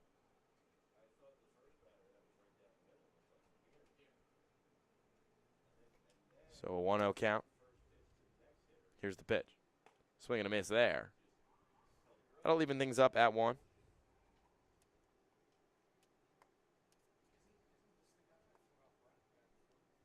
Rivera was fairly successful against his non-related Noah Rivera for the Kings. This one popped up. Moving on is Williams. Does he make the catch? No, just out in front of his glove. It looked like he had it in his hand, but just a couple inches beyond where his glove could reach. By the looks of it here, it looked like it dropped in the palm for about a half second and then fell out when he made contact. Yeah, and the ground knocked it loose. That does catch in baseball. Runners on second and third now to Rivera, who's 1 for 2 today. The pitch is got him on the outside corner.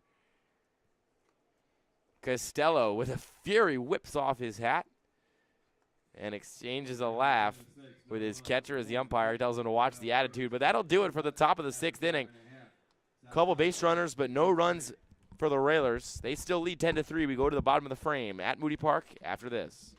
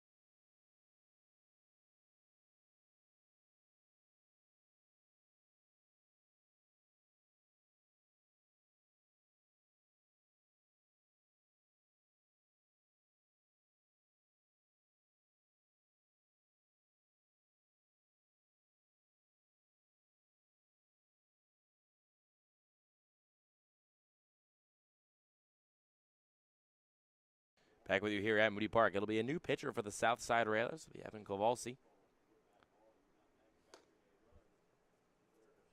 Donning the number 33 on the mound as the righty gets things going with the ball.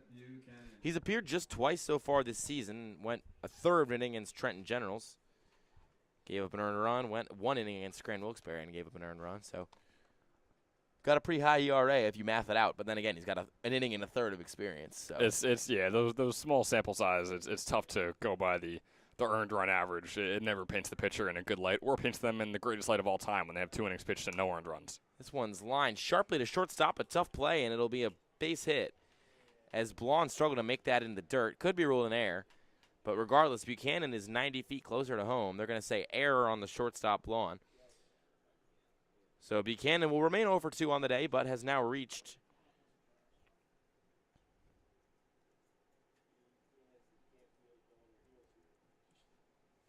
as you see these players from the Northern Division don't spend a lot of time at Moody, kind of quickly realizing the ins and outs of dealing with the hops at this field.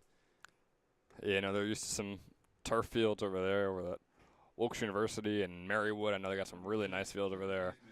Not trying to downplay what we have here at Moody Park, but can't exactly compare it to those D2, D3 schools. I was going to say, it lacks the uniformity of a turf field, but sometimes that's more authentic as the pitch is down low. 2-0. Evan Kovalsic, Whitehall, PA graduate like many of his teammates. Didn't play in 2025, but he's heading into his second year over there at East Stroudsburg University. 2-0. Popped up, foul over the dugout and out of play.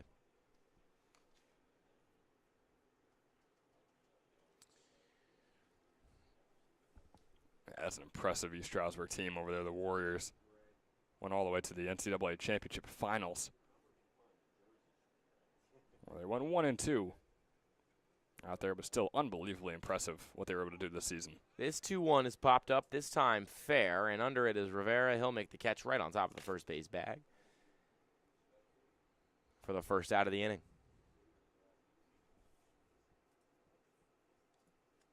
Number 12, left fielder, Matthew Giuliano. This will bring on Matthew Giuliano, who, I mean, you and I were looking at Giuliano at the beginning of the last inning thinking maybe he's only going to go through the lineup twice, But a late rally from the Kings in the bottom of the fifth has given Giuliano another chance to redeem himself. Especially the way that Walker was pitching, I thought Giuliano would. I was pretty certain that Giuliano would be the second to last hitter we'd see this entire day. But of course, now the full round through, once again, the order with the Kings. Also saw a few Southside hitters in the bottom of the fifth.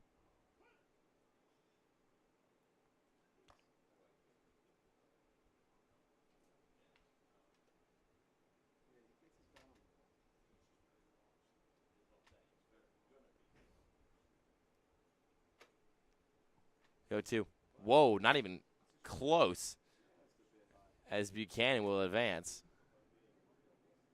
It's a tough one. I'm waiting for a chance to do the joke and the reference from Major League where the guy's like just a bit outside. But I was stunned by how far up in. I guess you could say that was up and in, even though it went behind to hit his head. I think Kovalsi is a bit shocked at that one too. If you looked at his face right as he threw that pitch, he was kind of shocked that he was even capable of throwing a pitch that bad. Gets back on the horse with that one, though. Fires the fastball in. That's fouled right at Jeff. But, he was there. Jeff was ready. Had his hand out, ready to make the catch. Thankfully, the chain link fence prevented any damage. Could have knocked the grimy Mets hat off his head. 1-2. Outside. 2-2. Buchanan in scoring position, but not a position that the Kings are all too familiar with, having a runner out there. Despite 3 runs in that last inning, they still haven't been very good with runners on so far today. The 2-2. Got him on the outside corner. And the backwards K will retire Giuliano. As that'll bring up Williams, who is the bottom of the order for the South Jersey Kings. Williams started at third today. Spent a lot of time at second this season, but clearly a versatile infield player. Yeah, and that is what you often see. Usually the third, short, and second baseman are fairly interchangeable. So that one goes way all. Looks like we're going to call that a pass ball official. So official gives up that pass ball, and the runner will go down to third. So with 2 outs, the sacrifice is kind of off the table, but with 90 feet closer are the South Jersey Kings to making this a 10-4 ball game with Buchanan on third. The pitch up high as Williams is ahead in the count 0-2.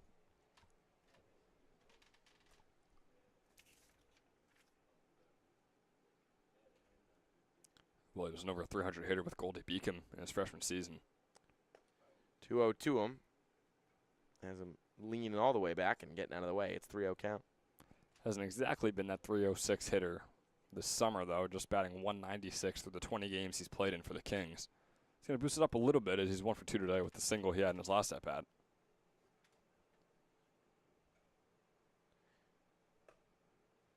3-0 upstairs, but catches the corner of the zone.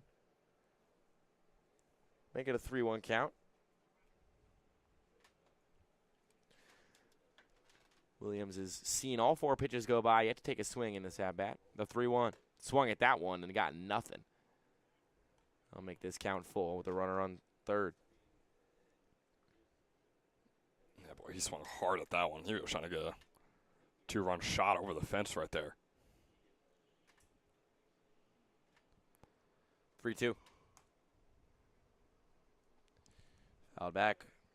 At-bat stays alive.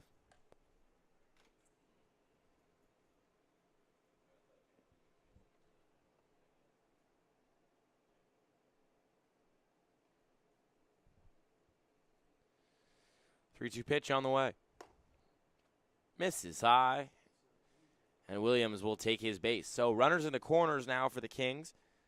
They still trail by 7 runs, but are trying to mount a big 2-out rally to make things interesting. It'll be Jordan Raba up now. As you mentioned, leadoff hitting all season for Raba. Still hasn't really backed it up with the numbers, but I'm sure the coaches over there in South Jersey are happy with the at-bats he's been putting together. The pitch.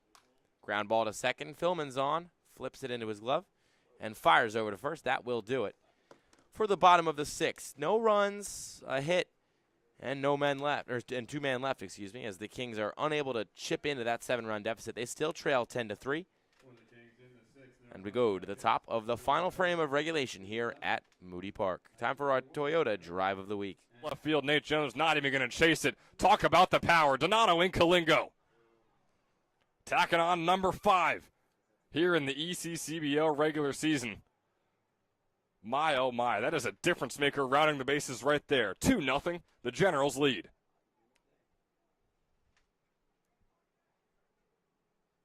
Talking his talk around the base. On out into left field. Chased down by Jones. Is he going to get this one? No, instead it is gone once again.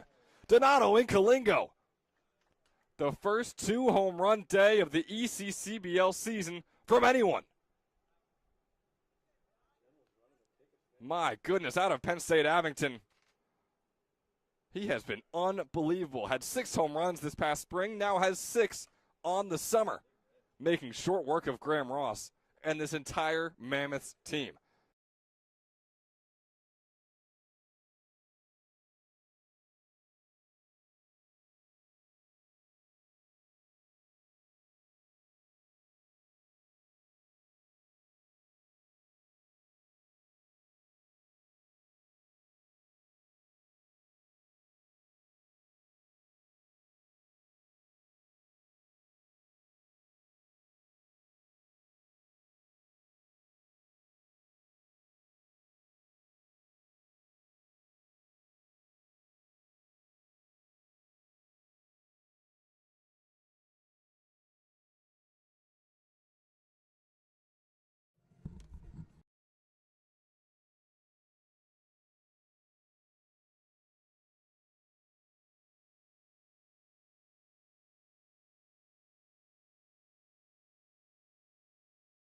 With Braylon Gonzalez to lead things off here in the top of the 7th. We're into the final frame of regulation here.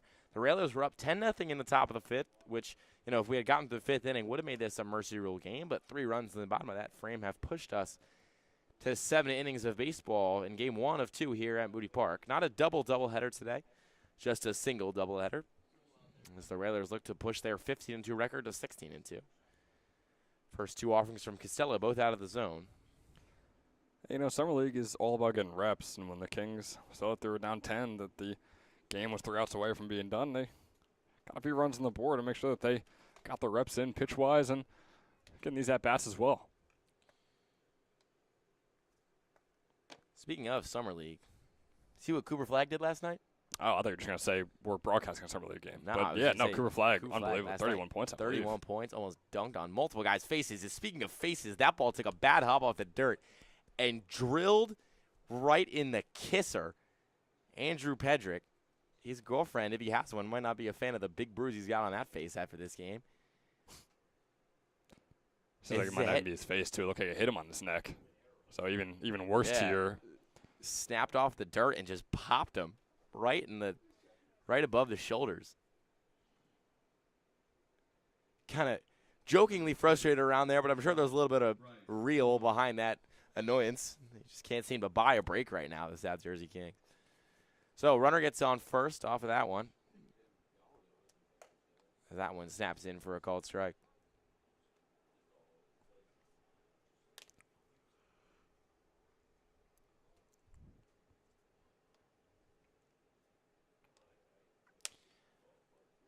A 1.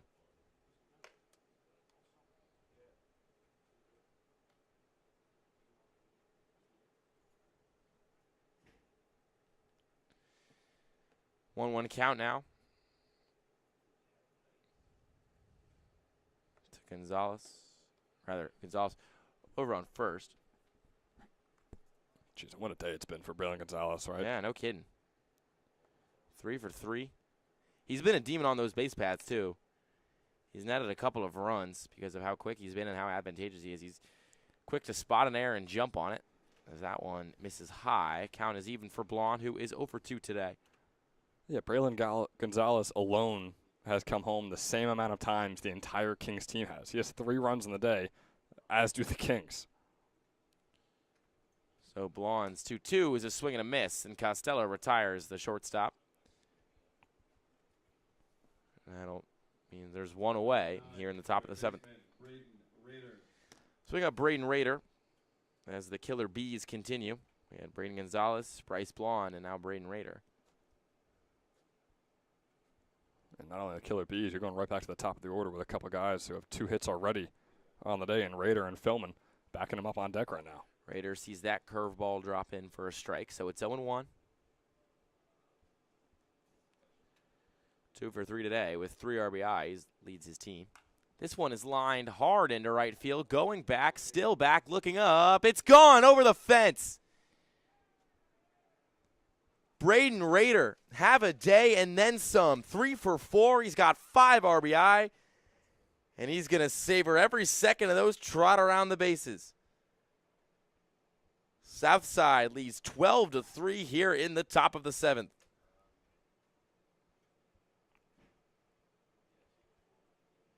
The Killer Bees, Luke. Striking again. Number 29, second baseman, Shane Pillman. Just tattooed that baseball. It was a hanging curve that Costello is gonna think about and wish he could have back. As Rader makes this a 12-3 ball game. Next pitch, this time to Philman. He gets the outside corner. Philman 2 for 4 so far today. He's been just as effective as anybody in that top of that Southside lineup. 0-1. This one's hit high, not as hard as the previous one. Tailing into left field, coming on and making the catch is Giuliano. As there's 2 gone.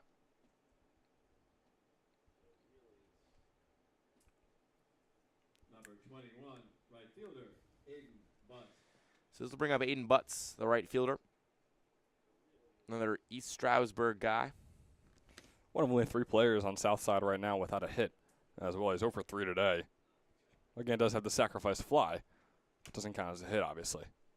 This one is hit hard into the left field gap, pushing Giuliano back. He looks up and watches it go off the wall. Red Star pizza sign took a lick from the baseball, and Butts will glide into second base smoothly and safely. As the Kings just piling on here in the 7th. Anything else you want to call out? Because you seem to be speaking things into existence. You said no hit yet today for Butts. He drills one off the sign. Yeah, I also said that, this might be the first time in ECCBL history that one team only goes through their order twice, and the Kings proved me wrong when I said that as well. So, I don't know. Let's see. Words are power, Ben Chadwick. Words are power. As that one's into the dirt, into the other batter's box. So it'll be a 1-0 count official. How about this? I do not have $50 million in my bank account. Way to be selfish with that. You could have said Luke Leonard also does not have $50 million in his bank I account. can transfer. We could wire it. That's okay. I guess I'll just have to scrape together some money for a Wawa trip on the way home. It's a 1-1 count now at official. I'll give you $10 of my $50 million for Wawa. Don't worry. Oh, man. That's a sub Hoagie Fest. You're right. It is Hoagie Fest. It is Hoagie Fest. It's a swing and a miss there by official. So I could get basically 2 sandwiches with that. Man, Hoagie Fest is great. It's just such a good idea. Not a sponsor. We Not wish a sponsor, they were. but We it's wish they just were, such a but not good a idea. sponsor. Such a good idea. I love it. Usually the Phillies are really good during Hoagie Fest, too. This year, not the case. 1-2 goes off his hand, I think, or off the bat. But it popped up so high, it hit the top of the backstop, went up and over our camera. They're going to say it hit his hands and the bat. So angrily walking over to first is official, trying to shake that one off. Well, yeah, and you can understand that. I mean, a 9-run ball. Well, first off, no one ever wants to get hit by a pitch. But in a 9-run ball game, if you're up at the plate and you're part of the winning team, you just want to go bombs away at this point and just swing for the fences every time. But not even getting the chance right there. Owen Fischel, not too happy about that. Pinch running for the Railers, number 3, Ron Werkheiser. At the plate, the DH, number 50, Michael Kelly. So Ron Werkheiser going to pinch run over at first base for the Railers. Michael Kelly up now. He's 1 for 4 today, and you know he's as much of a threat to go yard as anybody. He's got 4 home runs on the season. Hilariously, though, if you want to find this funny, he's only had 2 games where he's hit a home run. He's got 2 home runs in one game, 2 home runs in the other game. So when it rains, it pours for Michael Kelly as he takes that one inside, but in the zone for an 0-2 count.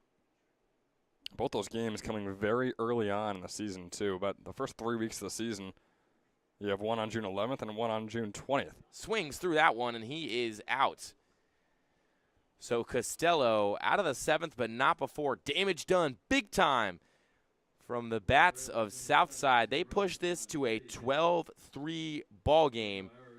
And South Jersey down to their last 3 outs here in the bottom of the 7th in game 1 of our doubleheader. Don't go anywhere.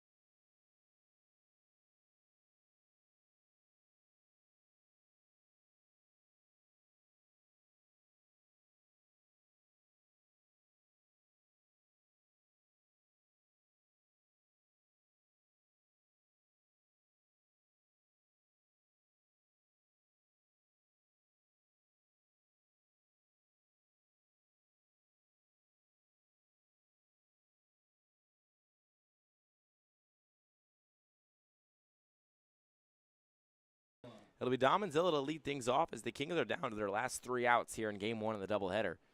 Gave up 2 runs at the top of that last frame thanks to a long shot by Rader, the leadoff hitter in the Southside lineup. It'll be the 2-hitter in the South Jersey lineup in Zilla. He's 1 for 3 so far today and facing off against Matthew Sterner, who's here to close things out. Well, it's not really a close opportunity, up 9 runs, but, you know, theoretically close things out. Closer. We're going to call him a Yeah, closer. Do he you want is. to take a wild guess at where Matthew Sterner is committed to play baseball East next spring? Stroudsburg University. There you go. Bang! This is why they pay me the big bucks. I'm the brains of the operation. I mean, it seems like the South Jersey Kings are just playing East Stroudsburg right now. Liner to third, and it's caught on no hops by Rader. His strong 7th inning continues as he handles that one pretty well over there at third. You could say hence why Southside has been so good this summer. I mean, one of the best D2 teams in the country, East Stroudsburg. I mean, you have so many of their guys, future guys or current guys, here on the Southside Railers. So, yeah, you're playing one of the best D2 teams in the country every single game in summer ball. They're going to be a 15-2, soon to be 16-2 team. That one's fouled back. It's 0-1.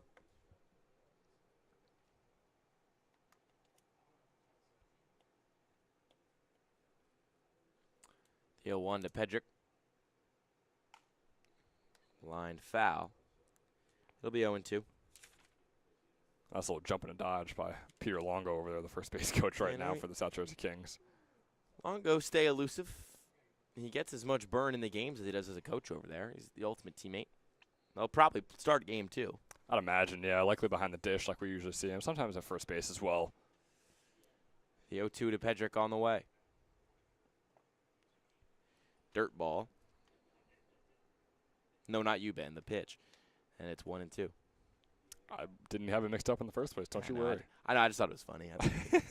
Little play on words there. 1-2 count. Again in the sand. Even things up at 2 here.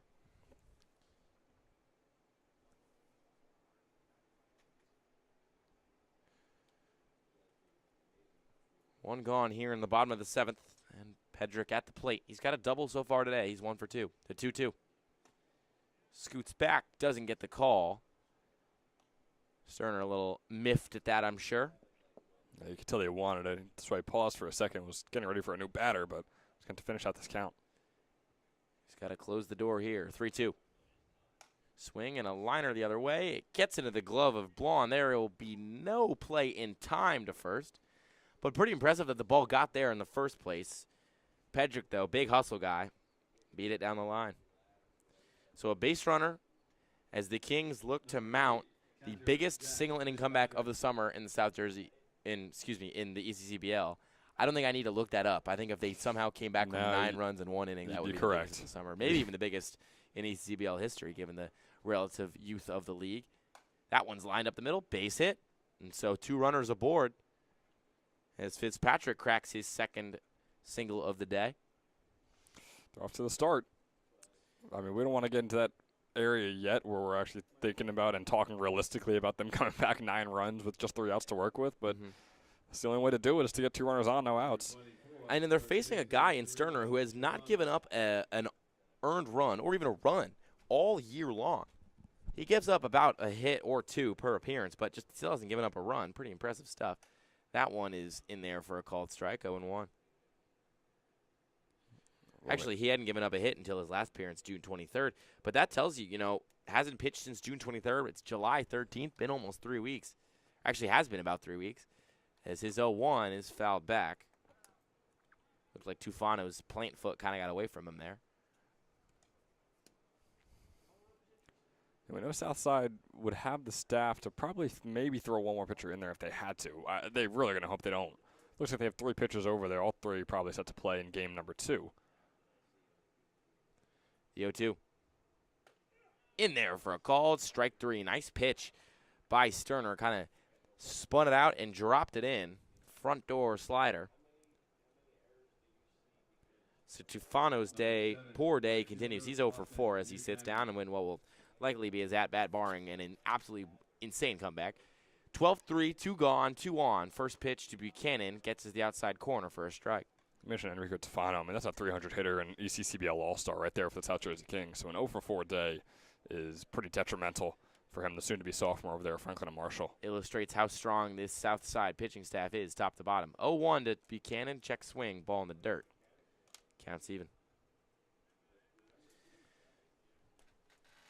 And boy, now I'm just excited to see for game 2 what Southside is going to be able to do defensively and on the mound. Once again, I'm curious. I mean, how many more arms can be this good for the Railers. 1-1 on the way. Line the other way, gets down to the outfield. Base hit for Buchanan. The bases will be juiced. So there's now 3 runners on, with the Kings trailing by 9. You're looking at this like, you know, man, if they hadn't given up that home run in the top of the 7th and maybe a couple error-based runs early in this one, we'd be sitting down having a dialogue. But, you know, as of right now, the proof is in the pudding. It's a 9-run game. No matter how many bases you load, still going to be a huge uphill climb. But they've got to start somewhere. And with Buchanan on, they now turn. And a pitch that goes right off Shank's bat. Oh, it seems like it hit him in the head Right as off his well. head. He drops to his stomach and hops right up. Pedrick asks him, where did it hit you? And it got him right on the ear area, it looked like, maybe a little bit above that. So he's taking his time as he unclads his armor. But the hit by a pitch does result in a run for the Kings. It's a 12-4 ball game. Shank will make his way to first.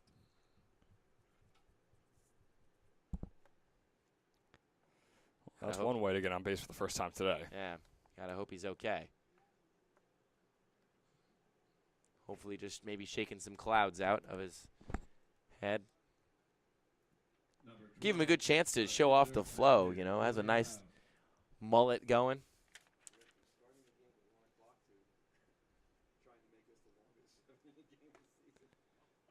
Strike drops in, 0-1.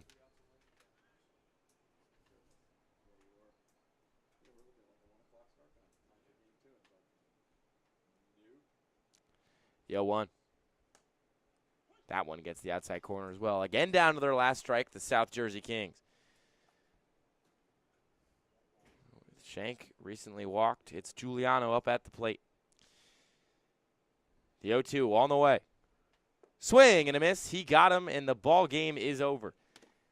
A marathon, not a sprint, but the Railers in control all the way through. They lead from wire to wire and take game 1 in the doubleheader 12-4. Southside pushes their record to 16-2. The Kings 10-15-1. And when you're looking at maybe a Toyota player of the game, you can look at everybody in the lineup. You can look at everybody on the staff. For but me, to me, 2 names, yeah. Raider stands out. 5 RBI, 2-run home run before that, or after that. That was really the exclamation point on top. He was really the engine that drove the Southside offense today. I And couldn't you could agree look at more. the staff, too. Yeah, the staff did solid as well, but the name that I wanted to shout out was absolutely brilliant Gonzalez, who went 4 for 4 with 4 runs as well. But I'm with you, though. I think Raider has to get it. You go 3 for 4 with that many RBIs, racking up 5 of them with a 2-run homer just at the end there. He's got to be your Toyota player of the game. So there it is, Toyota player of the game, Braden Raider, as Southside continues to boast the best record in the ECCBL. As they'll take a lap, take a break, and we'll be back with you with Game 2 and Ben Chadwick on the mic.